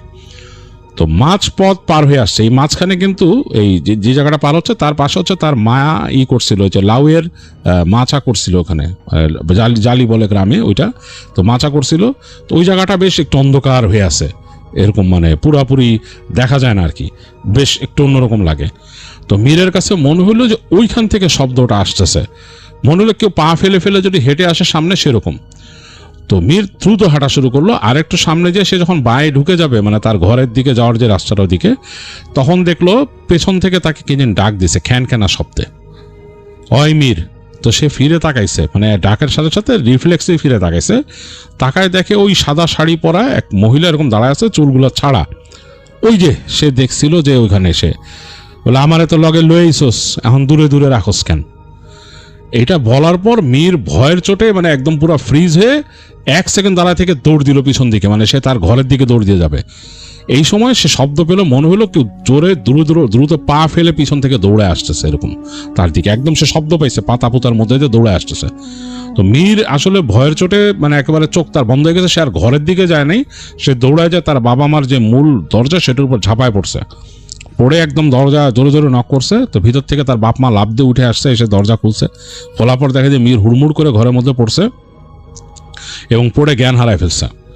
যাই হোক, তার যখন জ্ঞান ফিরছে, জ্ঞান ফেরার পর বাবা মা জিজ্ঞেস করছে, কি হয়েছে তোর, কি ব্যাপার? তখন সে বলে যে এরকম এরকম ঘটনা। সেই তো তার বাবা মা মানে ওই রাত্রেবেলা তার সাথে পাহারা দিয়ে থাকলো, মানে বসে থাকলো। এবং শেষ রাত্রের দিকে, মানে সে ফজরের আগে নাকি তাদের ওই ঘরের চালের মধ্যে ত্রিম দ্রাম করে ওই যে মাটির ঢেলা এসে পড়ছে, সব ধ্রিম ধ্রাম করে শব্দ করে পড়ছে। এবং তাদের ওখানে চালতা গাছ ছিল, চালতা গাছ থেকে নাকি চালতা পড়ছে তাদের টিনে। মানে এরকম সহজে পড়ে না, মানে কম পড়ে, মানে অনেক পড়ছে, মানে হিসাবের বাইরে পড়ছে। তো যাই হোক, ফজরে আজান দিচ্ছে, সকাল হয়েছে, মানে ভোরবেলা। তখন মীরের আব্বা নাকি মীরকে তার মায়ের কাছে রেখে বলছে, মীর নাকি ভয় একদম মানে একদম শুটাই গেছে, সে নড়তে পারতেছে না। তো সে বললো যে তোমার মার কাছে থাক। তার মারে বলছে, ছেলে দেখে রাখো, দোয়া দরুদ পড়ে ফু দাও। তো যে তিনি মসজিদে গেছেন, মসজিদ থেকে আসার সময় তিনি ওখানকার হুজুরকে নিয়ে আসছেন, ছোট হুজুর যে তাকে নিয়ে আসছেন। এনে বলছিল ছেলে এরকম ঢাকায় যে এরকম ভয় পাইছে, এরকম এরকম অবস্থা। পুরো ঘটনাটা বলে, মীরও বলে হুজুরকে। তো কালকে রাত্রে কি দেখছে সেটাও বলে। তো তখন হুজুর বলে যে আসলে ওরে তো আসর করছিল, ও বুঝতে পারে নাই, আসর করা অবস্থায় এখনো ওই যে ওর কাছে আসছে, ওখান থেকে চলে আসছে, চিন্তা করেন কি অবস্থা। তো বলে তো হুজুর বলে যে আমি ওরে এই যে একটু ঝাড়ফুঁক করতে হবে, ঝাড়ফুঁক করে দেখি কি অবস্থা। তো ওই ফজরের পরেই ওই হুজুর তাকে নিয়ে বসেন সামনের বারান্দায়। মীরের আম্মাকে বলে আপনি ভিতরে থাকেন, শরীর বন্ধ করে দেন, দোয়া দরুদ পড়ে শরীর বন্ধ করে রাখবেন, আর করবেন না, যেই দোয়াগুলো বলে দেয় সূরাগুলো পড়ে বন্ধ করতে বলেন। বলে হুজুর সামনে যান বারান্দার মধ্যে, মীরের আব্বাকে নিয়ে তাকেও বলেন যে আপনি 3 কুল পড়ে শরীর 3 বার করে 3 কুল পড়বেন, শরীর বন্ধ করেন। করে তারপর নাকি মীরকে ওখানে তিনি রুকাইয়া করেন। এই রুকাইয়া করার সময় তাদের বাসার মধ্যে মনে হইতেছে আশেপাশে পিছনে একটা ছোট্ট কঞ্চির মতো ঝাড় ছিল, মানে মোটা বাঁশ ঝাড় না, কঞ্চির মতো। ওগুলাকে সরসর করে মনে হয় যে তাদের ওই যে চিরুনি যেভাবে বাড়ি দেয় টিনের মধ্যে ওইভাবে বাড়ি দিছে এরকম। তারপর মীরের উপরে এসে ওইটা আসর করে এবং মীরের আচরণ পুরো চেঞ্জ হয়ে যায়, ভয়ঙ্কর ভয়ঙ্কর ভাবে কথা বলতে থাকে। তো যেহেতু হুজুর ছিলেন, দোয়া পড়তেছিলেন, হুজুর খুব কঠিন ইমানদার মানুষ ছিলেন, তার ভিতরে খুব জজবা ছিল। এর জন্য ও মীর নাকি বারবার এরকম করে আসতেছিল সামনের দিকে, মানে চেপে ধরবে কাউকে, তো পারতেছিল না। এবং এটাই মীরের আব্বাও নাকি দেখছিলেন যে ব্যাপারটা, ছেলেটার পরিবর্তনটা এরকম, তার ছেলে খুব নরম দরম, এই ছেলে এরকম অ্যাগ্রেসিভ মুভ করে তিনি ভাবতেই পারেন নাই। যাই হোক, দোয়া দরুদ পড়ে ওইটাকে ওখান থেকে সরায়। ওইটা নাকি অনেক বছর ধরে ওইখানে থাকে। ওই মীর নাকি ওই ওই যে যেই বাসাটা ভাড়া নিয়েছিল ওই বাসাটাই ওইটা থাকতো, ওইখানে ওখানে থাকতো এবং মানুষকে সে পড়াইতো যে এইখানে এক সময় একটা মহিলা থাকতো, সেই মহিলাটাই নাকি অনেক বছর পর ধরে ওইখানে আসে, এটা বুঝাইতো। সে ওই গাছতলা ওই যে দেয়াল বাউন্ডারি ওয়ালের কাছে গোসল টোসল করতো, মানুষকে দেখাইতো আর কি। সে নাকি সব স্বীকার করছে হুজুরের কাছে, এবং এই মীরকে সে দেখে মীরকে আসর করছে সে। তো যাই হোক, হুজুর তাকে করে এবং তাকে বলে যে চলে যেতে, এবং সে না গেলে তাকে ভয় দেখায় যে তাকে শাস্তি দিবে, হুজুর বন্দি করে ফেলবে। তো এগুলা বলার পরে বিভিন্ন সূরা পড়ার পরে বিভিন্ন রকম ওনার যে সে নিয়ম সেগুলো মানার পরে ওইটা নাকি ছেড়ে যায় মীরকে। তো মীরকে ছেড়ে যাওয়ার পরে তিনি সাথে সাথেই বলেন যে আপনাদের বাসাটাও আজকে বন্ধ করে দিব, এই ছেলেটাকে আপনি নামাজ পড়াবেন। ও নামাজ কালাম মনে ঠিক মতো পড়ে না, মীরকে বললো যে মীর স্বীকার করছে, হ্যাঁ। তো বলছে যে ওকে নামাজ কালাম পড়াইতে হবে, আপনি অজু হালাতে রাখবেন, কয়েকদিন খুব সাবধানে রাখতে হবে, বাসাটা বন্ধ করে দিচ্ছি, আর আপনি বাসার মধ্যে সূরা বাকারা তেলাওয়াত করবেন। আপনি তো পারেন। মীরের আব্বা বললো যে হ্যাঁ আমি পারি। বলে যে আপনি যতটুকু পারেন ততটুকুই তেলাওয়াত করবেন, আর এই যে 3 কুল পড়ে ফু দিবেন সারাক্ষণ। যাই হোক, এরকম বিভিন্ন আমল দিল তিনি হুজুর মীরের আব্বাকে, আর মীরকে বললো যে এরকম নামাজ কালাম পড়াইতে, অজু করে থাকতে সব সময়, আর উনি এসে দেখে যাবেন। বেশ ইয়াং ছিলেন হুজুর, তিনি বলেন আমি এসে দেখে যাব, অসুবিধা নাই। তো এই বলে হুজুর মীরকে ছাড়াই দিয়ে চলে গেছিলেন। আর মীর নাকি তারপর অনেকদিন ঢাকায় আসা তো দূরের কথা, ওই বাড়িতেই নাকি দূরে কোথাও যেত না, বাসায় থাকতো, দোয়া দরুদ পড়তে। এবং তাদের বাসায় নাকি হঠাৎ হঠাৎ দূর থেকে এসে ঢিল পড়তে, এত জোরে জোরে পড়তে বলার মতো না। মীরকে তার বাবা মার ওই আলাদা রুমে থাকতে দিত না, ওই পাশের নিজের পাশের রুমেই রাখতেন তারা, এবং তার বাবা গিয়ে গিয়ে চেক করতো। এরকম অনেকদিন ছিল। মীর ছেলেটাকে পরে তার বাবা বিয়ে দিয়ে দেন, মানে এই অবস্থা দেখে বিয়ে দিয়ে দেন। তার বিয়ের পর নাকি জিনিসটা আস্তে আস্তে ওই যে ঢিল টিল পড়া এগুলো কমে যায়, বা যে স্বপ্নে দেখতো উল্টাপাল্টা জিনিস স্বপ্নে দেখতো মীর, এগুলো ঠিক হয়ে যায়। তো যাই হোক, এই ঘটনা আবার ওই যে মীরের যে মামা ছিল আর কি, ওই সোহেলের চাচার বন্ধু, তাকে বলছিল। তো তিনি আবার এইসব ঘটনা সোহেলকে পরে বলে। সোহেল শুনে খুব পায় আর কি, ইন্টারেস্ট পায় যে ব্যাপারটা কি। সোহেল চিন্তা করছিল যে মীরের সাথে দেখা হলে তার কাছ থেকে পার্সোনালি এইসব শুনবে, তো সেটা আর শোনা হয় নাই। তার চাচার থেকে যতটুকু শুনতে পারছে সেটাই সে শেয়ার করলো। এবং সোহেল বলছে যে তাদের যে এলাকা, তাদের যেখানে তার অফিস ছিল, তার আশেপাশে নাকি অনেকে আবার ভয় পেত এরকম। বলছে যে আমাদের এলাকাটা কিন্তু একটু ভয়ের ছিল, মানুষ রাতের বেলা ভয় পেত। হঠাৎ করে দেখা যেত যে কুকুর, ওখানকার যে ওই এলাকার কুকুর নাকি হঠাৎ করে ডাকতো একটা জায়গায় থেকে, মানে ডাকতেছে, মনে হচ্ছে অদৃশ্য কাউকে দেখে কুকুর ভয়ে ডিস্টেন্স মেনটেন করে ডাকতেছে। তো সোহেল বলছে যে এরকম সময় কিন্তু অনেক সময় এরকম আছে যে ওই দিক দিয়ে আমরা তখন অ্যাভয়েড করছি, ওই সময় একলা যদি বেরোই বা সাথে কাউরে নিয়ে আসতে করে ওদিক দিয়ে যাই নাই, চেঞ্জ করে চলে গেছি। তো যাই হোক, সোহেল বলছে যে এরকম কিছু ঘটনা সে আরও ম্যানেজ করে দিবে তাদের এলাকার। এই ঘটনাটা আমার কাছে বেশ ইন্টারেস্টিং লাগছে, বেশ ভালো লাগছে। আপনাদের কাছে কেমন লাগছে জানাতে ভুলবেন না। আমাদের কাছে ইমেল করবার ঠিকানা odbhuture@gmail.com, which is odbhootore@gmail.com। তো আজকের মতো আমি চলে যাব। যাওয়ার আগে আপনাদেরকে রিকোয়েস্ট করবো, যারা আমাদের চ্যানেলটি এখনো সাবস্ক্রাইব করেননি, কাইন্ডলি সাবস্ক্রাইব করে ফেলবেন, একটি লাইক দেবেন, শেয়ার করে দেবেন, যাতে করে অন্যরাও অদ্ভুতরে শুনতে পায়। যারা আহমেদ বাবু পেজটিতে গিয়ে আমাদের থার্সডে নাইট ফিয়ার শোনেন, তারা কাইন্ডলি পেজটি ফলো করবেন, লাইক দেবেন, আর আমাদের অদ্ভুতরে পেজটিকেও লাইক অ্যান্ড ফলো করে দেবেন। আমাদের অদ্ভুতরে যে গ্রুপ আছে, ফেসবুক গ্রুপ, সেটিতে জয়েন করে ফেলবেন। আমাদের প্যাট্রিয়ন চ্যানেলে গিয়ে যদি শুনতে চান, তাহলে থার্সডে নাইট ফিয়ারগুলো কিন্তু আপনারা অ্যাড ফ্রি অবস্থায় ফ্রি মেম্বারশিপের আন্ডারে পাবেন। আর সেখানে মেম্বারশিপ নিলে কিন্তু আপনারা অনেক কন্টেন্ট পেয়ে যাবেন। আমাদের ইউটিউব যেই মেম্বারশিপ আছে সেটাও কিন্তু ওপেন আছে, সেখানেও কিন্তু আপনারা জয়েন করে ফেলতে পারেন যাদের এই সুবিধাটা আছে। আমার মনে হয় বিদেশ থেকে এটা করা যায়, আমাদের দেশে এখনও এটা অন হয়েছে কিনা আমি সঠিক জানি না। তো যাই হোক, আজকের মতো চলে যাব। দেখা হবে ইনশাল্লাহ আপনাদের সাথে থার্সডে নাইট ফিয়ারে। ততদিন পর্যন্ত সবাই ভালো থাকবেন, সুস্থ থাকবেন, আমার জন্য দোয়া করবেন। আল্লাহ হাফেজ, টাটা।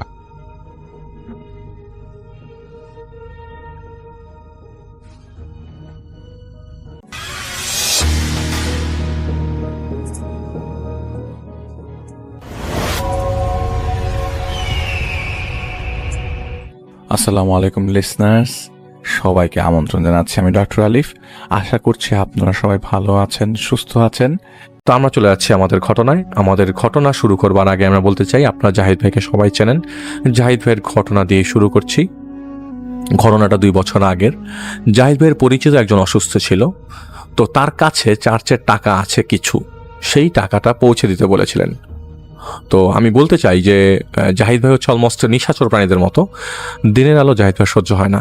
এছাড়া জাহিদ ভাই দিনের বেলা যে যখন বের হয় তখন তার শরীর খারাপ লাগে। তো ওই লোক বিশ্বাসই কাউকে পাচ্ছিল না, তাই জাহিদ ভাই যেতে রাজি হয়। তো জাহিদ ভাই তার দেয়া ঠিকানা মোতাবেক একটা চার্চে যায়, মেইন গেট দিয়ে প্রবেশ করে। তখন ছিল দুপুর, আর প্রথমবার চার্চে গিয়েছে, তাই চার্চের সবুজ পরিবেশটা জাহিদ ভাইয়ের বেশ ভালো লাগছিল। টাকাতে যে চার্জ পেয়েছে তার একটা ডকুমেন্ট চেয়েছিল জাহিদ ভাই, তাই একজন ফাদার তাকে অপেক্ষা করতে বলে ভেতরে। তাই তিনি বাইরে এসে দাঁড়িয়েছিল। হঠাৎ একটা চিৎকার চেঁচামেচি শুনে পেছনে ঘুরে দাঁড়ায় তিনি দেখতে পায় একটা মেয়ে এলোমেলো চুলে এদিক ওদিক দৌড়াচ্ছে। সিকিউরিটি এবং বেশ কয়েকজন মহিলা তাকে ধরার চেষ্টা করছিল। তো জাহিদ ভাই বলেছিল আগে, আপনারা জানেন, সে কিছু দেখে, কিছু বুঝতে পারে।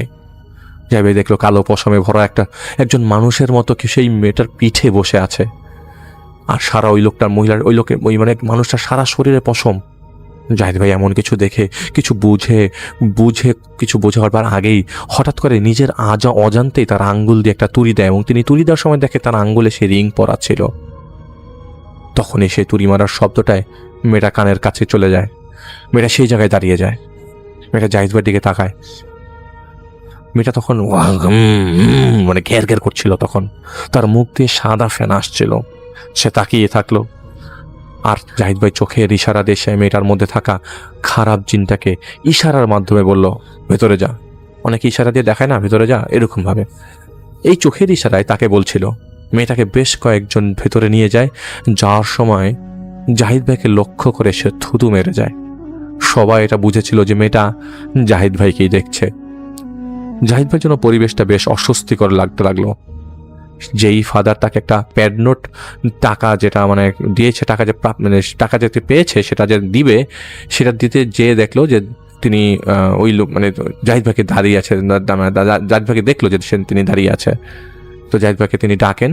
জাহিদ ভাই ওনার কাছে যায়, ওই প্যাড নোটটা নিয়ে জাহিদ ভাই বের হয়ে যায়। বের হওয়ার সময় সিকিউরিটি একজন জাহিদ ভাইকে এসে ডাকে, বলে যে আপনাকে ফাদার ডেকেছেন।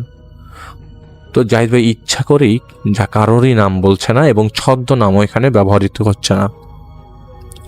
তো জাহিদ ভাই দেখলো সেই ফাদারের কাছে দানের টাকা দিয়েছিল যে তিনি দাঁড়িয়ে আছেন। তিনি জাহিদ ভাইয়ের কাছ থেকে ফোন নাম্বারটা নেন, এবং জাহিদ ভাই সেখান থেকে চলে আসে। সেদিনের পর একদিন বিকালে জাহিদ ভাইয়ের কাছে সেই ফাদারের ফোন আসে। জাহিদ ভাই তাকে দেখা করতে বলেন। তিনি জাহিদ ভাইকে বলেন যে সেদিনের ঘটনা নিয়ে তিনি অনেক কিছু জিজ্ঞাসা করেন। আলাপ আলোচনার পর তিনি মেয়েটার সমস্যা বলতে শুরু করে। মেয়েটার নাম হচ্ছে মারিয়া, বয়স 23 বছর। মাস 3 আগে সে তার 2 বান্ধবীকে নিয়ে একটা সিমেট্রিতে ঘুরতে গিয়েছিল, ঢাকা শহরের একটা সিমেট্রি।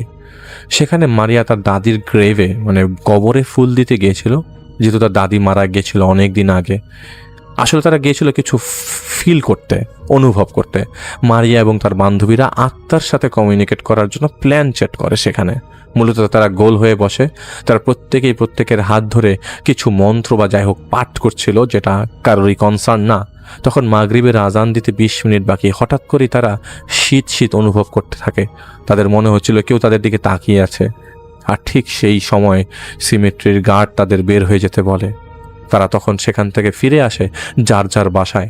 মারিয়া তার ঘরে ঢুকে দেখতে পায় তার বই খাতা, বিছানার চাদর, বালিশ সব কিছু এলোমেলো হয়ে আছে। আর দেয়ালে জল ছাপের মতো একটা লেখা আছে। লেখাটা ছিল, তুই মরবি। এটা দেখে সে ভয় পেয়ে দৌড়ে সে ঘর থেকে বের হয়ে যায়, বাবা মাকে ডেকে তাদের রুমে নিয়ে আসে। তারা এসে ঠিকই দেখেন ঘরে এলোমেলো, কিন্তু দেয়ালে কিছুই লেখা ছিল না। আর তখন তার এক বান্ধবী যে সিমেট্রিতে ছিল সে মারিয়াকে ফোন দেয় এবং সেই কথাগুলোই বলে, যে অবস্থা মারিয়ার বাসার মধ্যে ছিল। কিন্তু তফাৎ ছিল, সেই বান্ধবী দেয়ালে কোনো জল ছাপ ছিল না। সেদিন রাতে মারিয়া ঘুমিয়েছিল। মারিয়া স্বপ্নে দেখতে লাগলো মারিয়ার মা মারিয়ার ঘরে ঢুকে সে মারিয়ার বিছানার চারিপাশে ঘোরাফেরা করছিল এবং বিড়বিড় করে কিছু পড়ছিল। আর তখন মারিয়ার ঘুম ভেঙে যায় এবং মারিয়া দেখতে পায় তার মা বাস্তবেই ওর বিছানার চারপাশে ঘুরছে। মারিয়ার মা বলে, যখন ডাক দিল সেই মূর্তিটা থেমে যায়। মা বলে যখন ডাক দিল, মারিয়ার মা কি তার মাকে মারিয়া যখন মা বলে ডাকতো, তখন সে মূর্তিটা থেমে যায়, মারিয়ার দিকে তাকায়। মারিয়া ভয়ে শক্ত হয়ে যায়, নাড়াচাড়া করতে পারছিল না। তখন সেই ছায়া মূর্তিটি মারিয়ার গলা চেপে ধরে বিছানা থেকে তুলে দেয়ালে ছুঁড়ে মারে। আর তখন মারিয়ার আর কিছু মনে ছিল না। সকালে মারিয়ার ঘুম ভাঙে। মারিয়ার মা ওর সেবার করছিল। সেই রাতে ঘটনা সে তার মাকে বলে এবং বলে দেয় তারা কি করেছিল সেদিন বিকালে। এটা শুনে মারিয়ার মা মারিয়াকে খুব বকাঝকা করে এবং সেদিন তাকে একজন ফাদারের কাছে নিয়ে যায়। ফাদার তাকে তাদের মতো করে ঝাড়ফুঁক দিয়ে দেয়, সাথে ছোট একটা হলি ক্রস দিয়ে দেয় গলায় পরার জন্য। সেদিন রাতে মারিয়ার ঘুম ভেঙে যায় গরমের কারণে। মারিয়া উঠে বসলো। সে টের পায় কিছু একটা তার পেটের উপর বসেছিল, যা উঠে বসার কারণে বিছানায় কাত হয়ে অন্ধকার থাকায় সে বুঝতে পারেনি। সে শুনতে পাচ্ছিল কুকুর যেভাবে পানি খায় সেভাবে পানি খাওয়ার শব্দ আসছিল। সে আলো জ্বালিয়ে দেখতে পায় কুচকুচে কালো বর্ণের একটা মানুষ এক হাতে রক্ত নিয়ে সেই রক্ত চুমুক দিয়ে খাচ্ছে। আর তার সামনে কয়েকটা ছাগলের মাথাহীন শরীর পড়ে আছে, আর মাথাগুলো মারিয়ার বিছানায় পড়ে আছে। এটা দেখে মারিয়া চিৎকার করে চোখ বন্ধ করে আর তার মা বাবাকে ডাকে। কেউ শুনছিল না। মারিয়া শুনতে পায় ভয়ানক একটা কণ্ঠে তাকে সেই কালো মূর্তিতে বলছে, চুপ। অন্ধকারে সে দেখতে পায় সেই মূর্তিটি দাঁড়িয়ে আছে। তার কাছে এসে বলে, তুই মরবি, তোকে মরতে হবে, তোকে নিতে এসেছি আমি। তখন সে মারিয়ার গলা থেকে হলি ক্রসটা ছিঁড়ে নিয়ে ফেলে এবং মারিয়াকে দেখে বলে, তোকে কেউ বাঁচাতে পারবে না। হঠাৎ সেই মূর্তি প্রলয়ের মতো করে বলতে থাকে এক অজানা ভাষায়, মন্ত্রের মতো কিছু। কিভাবে লিখবে জাহিদ ভাই জানেন না। এমনভাবে পড়ছিল যা শুনে মারিয়া নিজের উপর কন্ট্রোল হারিয়ে ফেলে। সেই মন্ত্র পাঠের সাথে সাথে মারিয়া দুলছিল তাল মিলিয়ে। মারিয়ার মনে হচ্ছিল ওর ডান হাতের তালুটা কেমন গরম লাগছিল। মারিয়া তাকিয়ে দেখে সেই নিকোষ কালো মূর্তিটা ওনার ডান হাতের তালুর চামড়া যেভাবে কসাইরা চামড়া তুলে ফেলে সেইভাবে ওর ডান হাতের তালুর চামড়া তুলে ফেলে। এটা সে সহ্য করতে না পারিয়ে জ্ঞান হারিয়ে ফেলে। 2 দিন পর জ্ঞান ফেরে হাসপাতালের বেডে। পাশেই ওর মা, ওর হাতে ব্যান্ডেজ করা ছিল। জ্ঞান ফেরাতে তিনি মারিয়াকে জড়িয়ে ধরেন। উনি বলেন, কিরে মা, কি হয়েছে তোর? এমন করছিলি কেন তুই? আমরা তো তোকে কিছুই করি নেই, কিছুই বলি নেই, তুই কেন ঝাঁপ দিতে গেলি? আসলে মারিয়ার মা সকালে মেয়ের ঘরে যেয়ে দেখতে পান ওর হাতের তালু, বিছানা এবং ঘরের কয়েক জায়গায় রক্ত ভরা। তিনি দেখে চিৎকার দিয়ে উঠে ওর বাবাকে ডেকে নিয়ে আসে। মারিয়া হুট করে তা দেখেই উঠেই দৌড়ে বারান্দার রেলিং উঠে লাফ দেওয়ার চেষ্টা করে, কিন্তু মারিয়ার বাবাকে ধরে ফেলে। মারিয়া তার মাকে রাতে সব বলে। মারিয়ার বাবা একজন ফাদারের কাছে আবারও যান। সেই ফাদার মারিয়ার বাসায় যান, ওদের বাড়িতে পানি ছিটান। যখন মারিয়ার উপর তিনি পানি ছিটান, মারিয়া ঠিক তখনই ওর মুখ থেকে থুতু বের করে ছুঁড়ে মারে এবং মোড়ামুড়ি শুরু করে দেয়। হা হা করে তাচ্ছিল্য ভরা হাসতে শুরু করে। তো ফাদার তাকে জিজ্ঞেস করে, কে তুমি? কেন এই মেয়েটাকে কষ্ট দিচ্ছ? তখন সে ঘের ঘের কণ্ঠ বলে, আমি আমার পরিচয়ে জানার যোগ্যতা তোর নেই, কিন্তু আমি জানি তুই কে। তোর মায়ের নাম হীরামন আর তুই হচ্ছিস কচুরিপানা। বললে সে থুতু মারতে থাকে।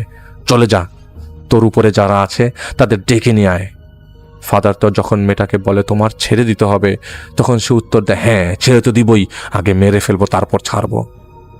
তারপর যখন ওর শরীরের ভেতরে থাকা পোকাগুলা ওর মরা শরীর খেয়ে খাবে, খেয়ে খেয়ে বড় হবে, তখন সেই পোকাগুলো খাবো বলে সে আবারও হাসি শুরু করে দিল। এরপর সে বলে, আমাকে খোঁচানোর জ্বালা সইতে পারবি না, চলে যা পাদ্রী, নাহলে তোর মা কোথায় থাকে আমি তা জানি। পরে ফাদার আর বেশ কিছুক্ষণ ঝাড়ফুঁক করে সেই বদ জিনটাকে সরিয়ে দেয়। ফাদার যাওয়ার সময় বলে, এই জিন কিন্তু আবার ফিরে আসবে, আপনার সিনিয়র কাউকে দেখান।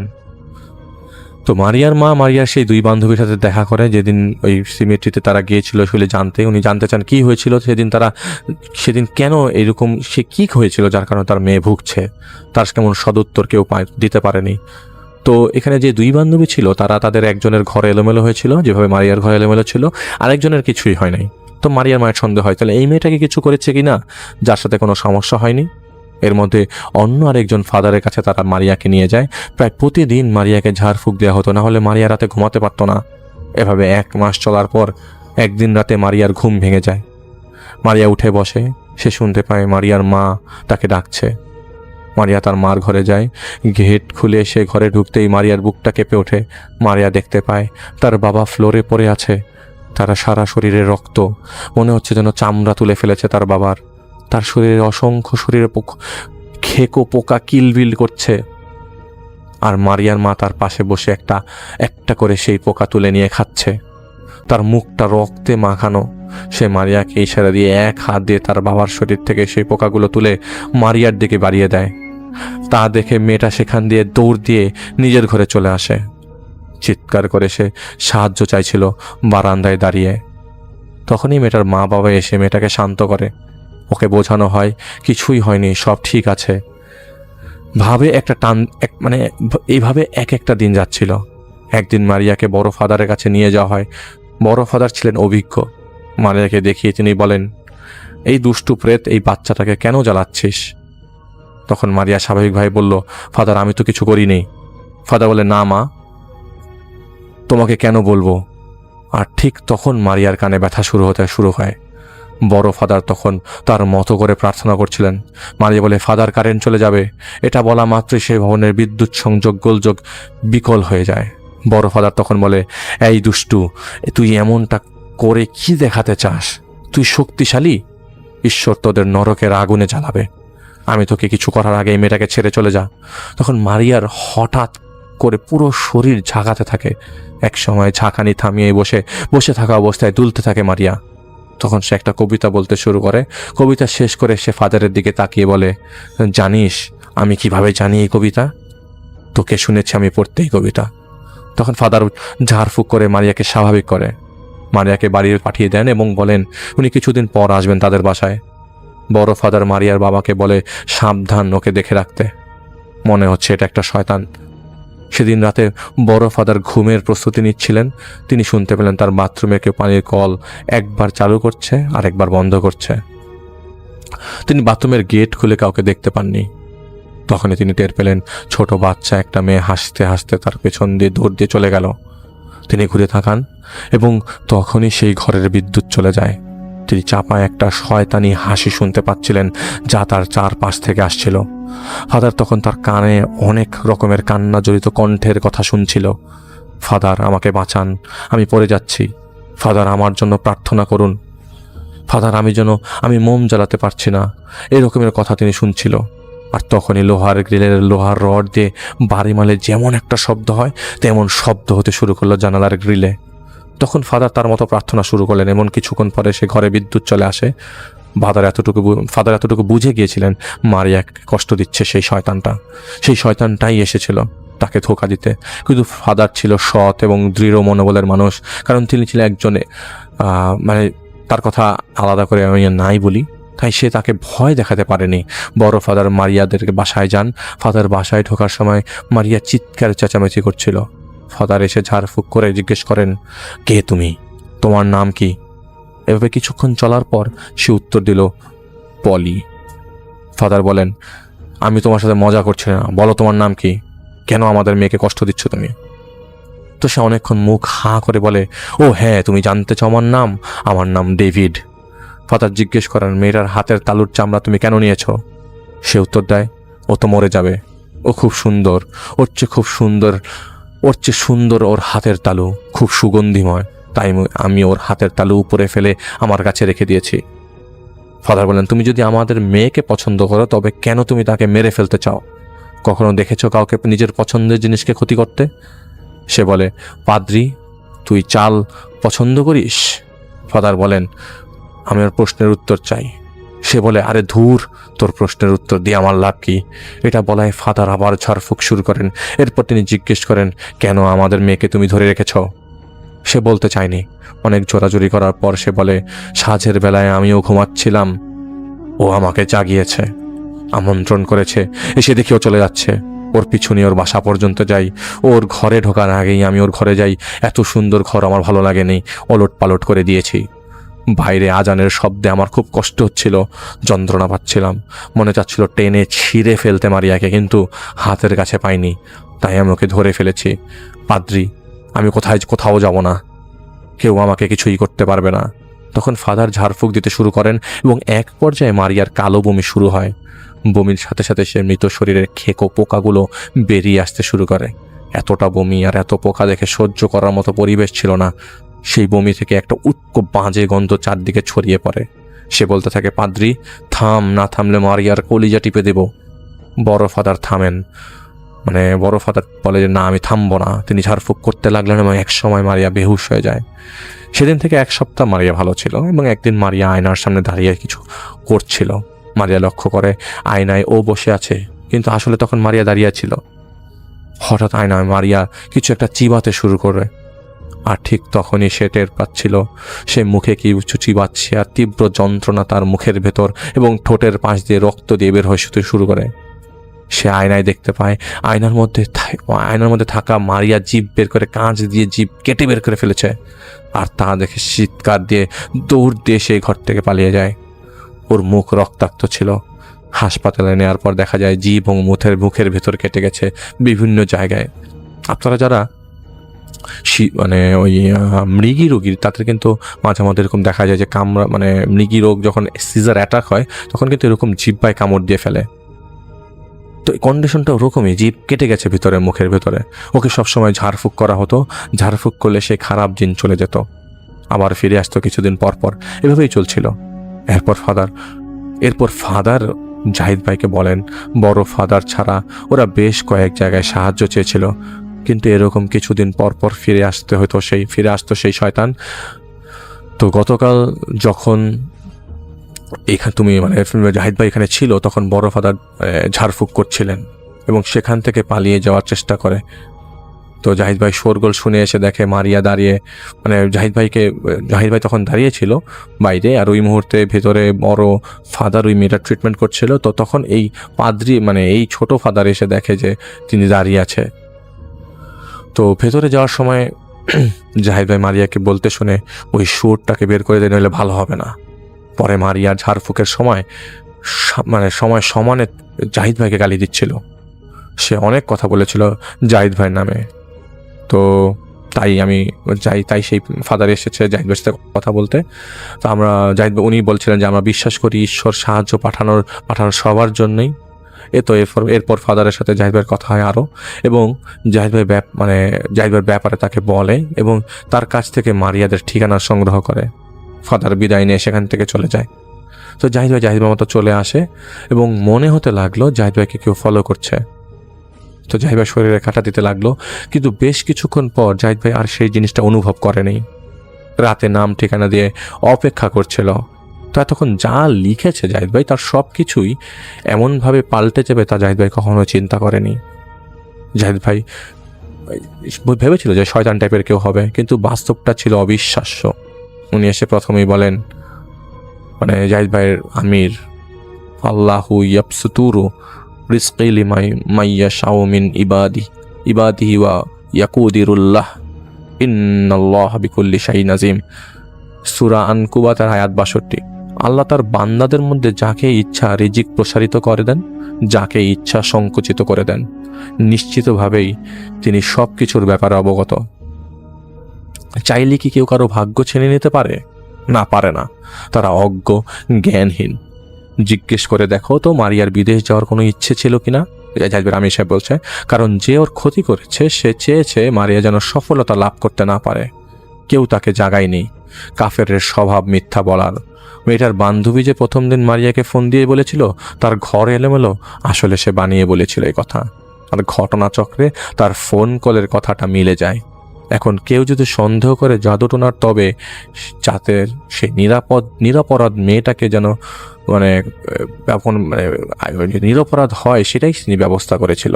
সে বান্ধবী জ্বলত ওর সফলতা দেখেই। তাই সে বুদ্ধি করে ধীরে ধীরে ওদের প্রলুব্ধ করে আত্মা ডাকবার, যাতে করে সবাই এটা ধরে নিতে পারে আত্মা ডাকবার ফলে মারিয়ার এমন হয়েছে। সে একজন কাফের মানুষের কাছে যায়। কাফের লোক তাকে বলে সে মারিয়ার ভাগ্য বদল করে দিতে পারে।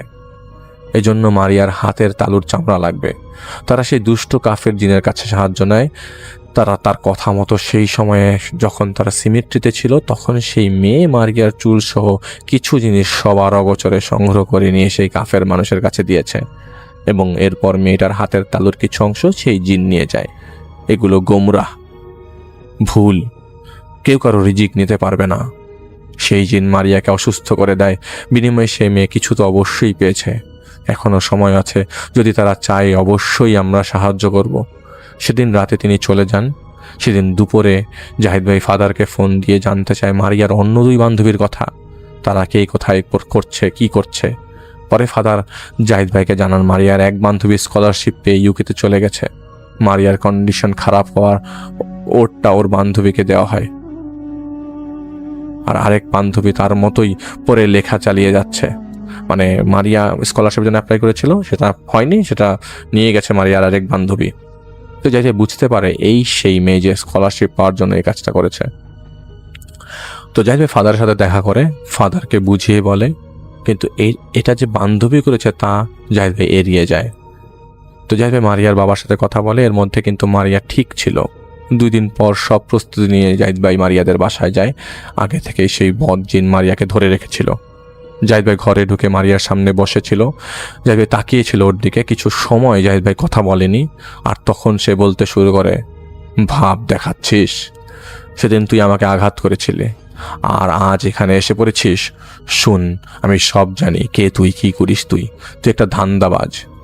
এই পাদ্রী শুন, ও খারাপ উদ্দেশ্য নিয়ে এসেছে, তোদের ভুলভাল কথা শোনাবে।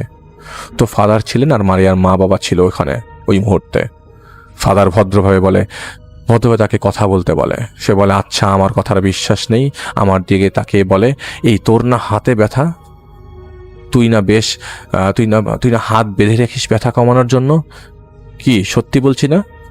এটা ঠিক, জাহিদ ভাইয়ের হাতে একটা সমস্যা হয়। তার মানে এই না যে সে সব কিছু জানে। জাহিদ ভাই ইশারা দিয়ে ওর মা বাবাকে সরে যেতে বলে, মারিয়ার মা বাবাকে, এবং জাহিদ ভাই কথা বলতে না দেখে সে বিগড়ে যায়। এবং যখন জাহিদ ভাইয়ের কাজগুলো জাহিদ ভাই শুরু করে, আলো বন্ধ করে দেয় এবং সেদিনের মতো চলে যায়।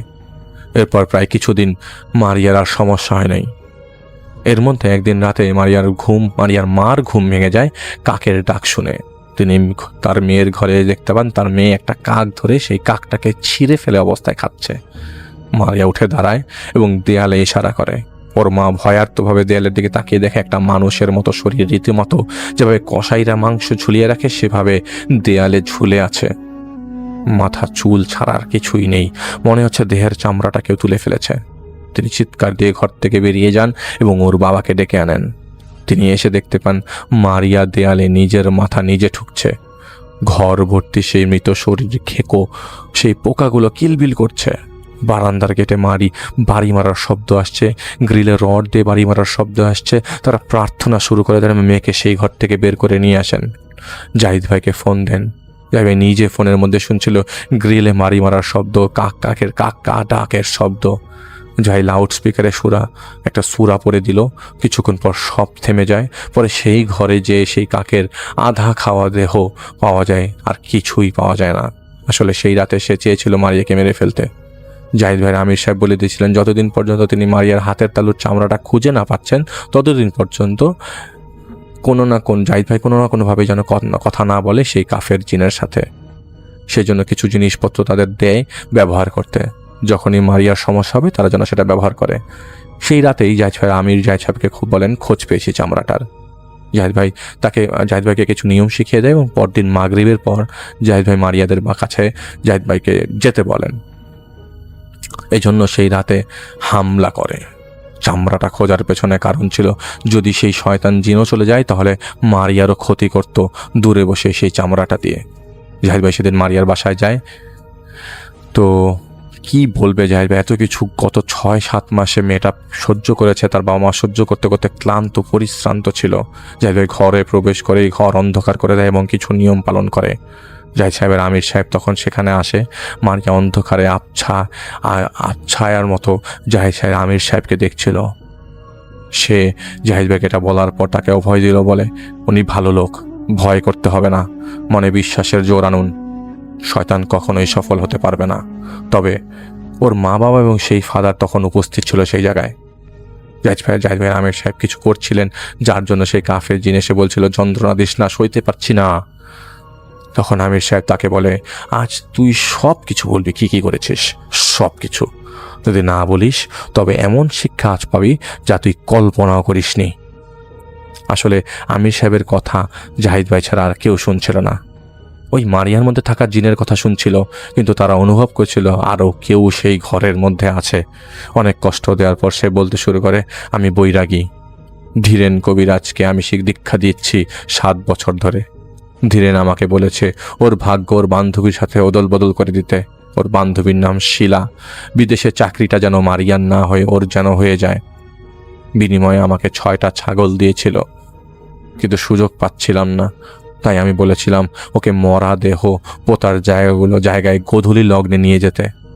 লগ্নের সময় ওর চুল, হাতের পরশ লাগা কাপড়, জামার সুতো নিয়ে আমাকে দিতে বলেছিলাম। এটা বলতে বলতে হাসতে লাগলো, বলল এখন দেখ পাল্টে দিয়েছি সব কিছু। তখন কিছুক্ষণ আমির সাহেব সূরা বাকারা পড়তে পড়তে ওকে চাবুক দিয়ে মারি দেন। এক একটা চাবুকের শব্দটা জাহিদ ভাই সবাই শুনেছিল। আমি সূরার নাম বলতে চাচ্ছিলাম না, তারপরও বলে দিলাম। পরে একটা জায়গায় কথা বলে। এরপর আরও কিছু কাজ করা হয় এবং সেই কাফের চলে যেতে বাধ্য হয়।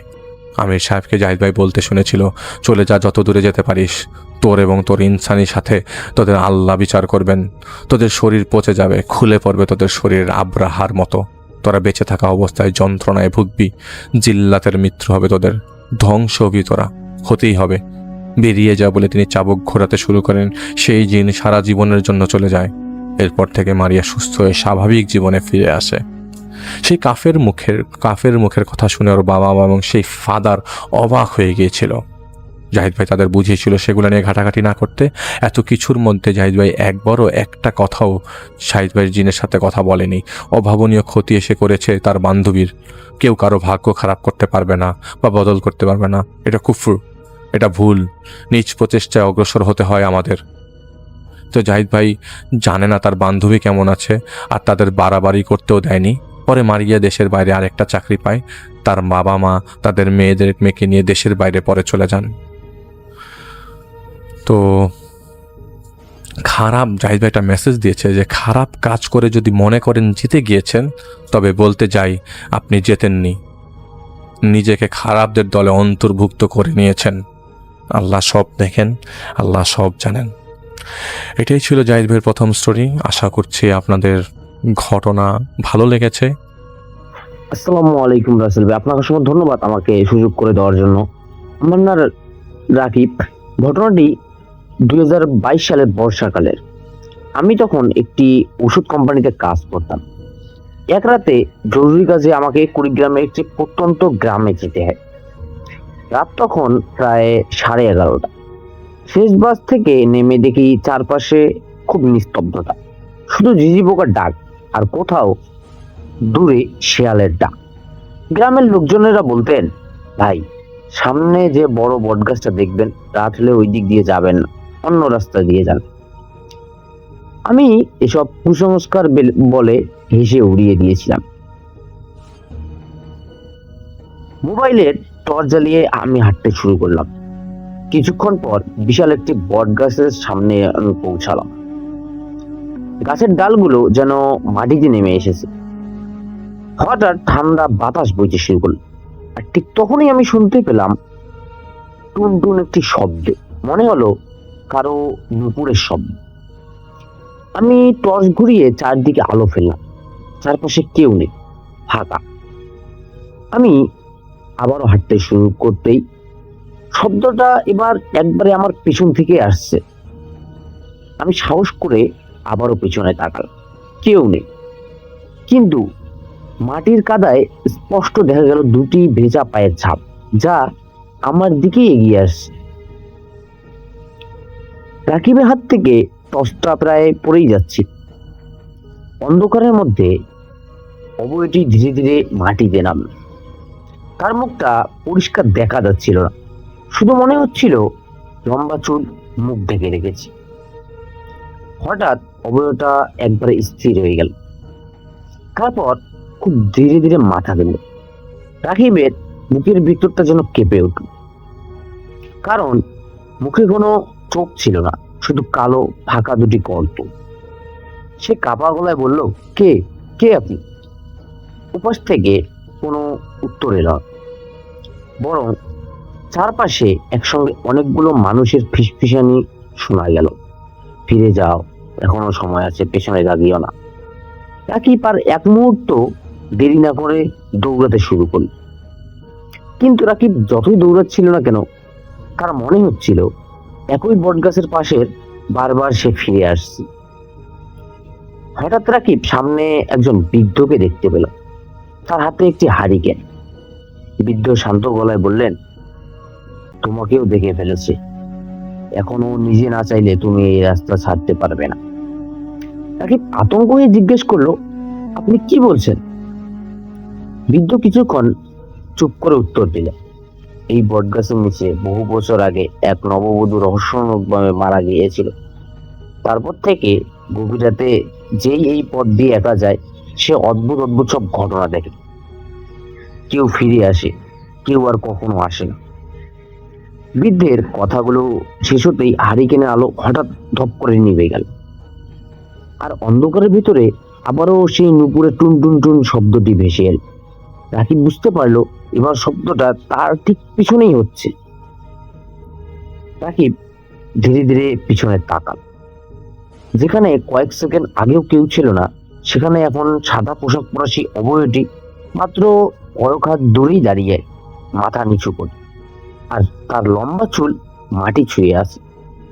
হঠাৎ সে ধীরে ধীরে মুখ তুলল, একটি ঠান্ডা ভাঙ্গা কণ্ঠে বলল, আমাকে আমার বাড়ি পৌঁছে দেবে? রাকিব কোনো উত্তরই যেন দিতে পারলো না। ঠিক তখনই বৃদ্ধ তার হাত শক্ত করে ধরে বললেন, কোনো কথা বলবে না, ওর প্রশ্নের উত্তর দিলেই শেষ। বৃদ্ধ রাকিবকে নিয়ে দ্রুত হাঁটতে শুরু করলেন। কিছু দূর যেতেই বটগাছটা আর দেখা গেল না। ভোরের আলো ফুটতে শুরু করেছে। গ্রামের এক চায়ের দোকানে পৌঁছে বৃদ্ধ বললেন, আজ তুমি বেঁচে গেছো, কিন্তু মনে রেখো, আগামী পূর্ণিমার রাতে যদি আবারও ওই পথে যাও, ও তোমাকে চিনে ফেলবে। রাকিব কাঁপা গলায় জিজ্ঞেস করলো, আপনি কে?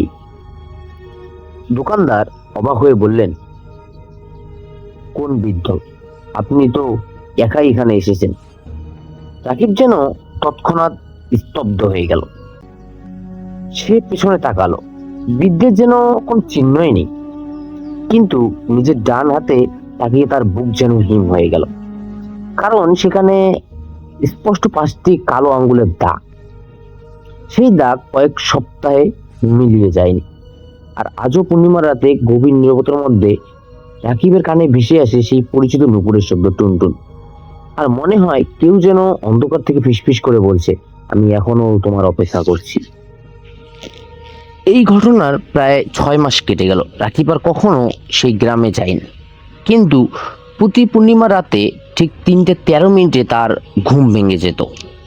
প্রতিবারই সে একই শব্দ শুনত। প্রথমে ভাবতো হয়তোবা সব, কিন্তু এক রাতে মোবাইলের ভয়েস রেকর্ডার চালু রেখে সে ঘুমাল। সকালে রেকর্ডিং শুনতে গিয়ে তার শরীর যেন শিউরে উঠল। প্রথম কয়েক মিনিট নীরবতা, তারপর স্পষ্ট একটি কণ্ঠ, আমি এখনো পথ খুঁজে পাইনি। আর শেষে শোনা গেল দরজায় 3বার ধীরে ধীরে কেউ কড়া নাড়ছে। কিন্তু সেদিন রাতে রাকিব বাসায় একাই ছিল। এরপর সে সিদ্ধান্ত নিল রহস্যের শেষ না দেখে সে শান্তি পাবে না। পরে পূর্ণিমায় সে আবারও সেই গ্রামে ফিরে গেল।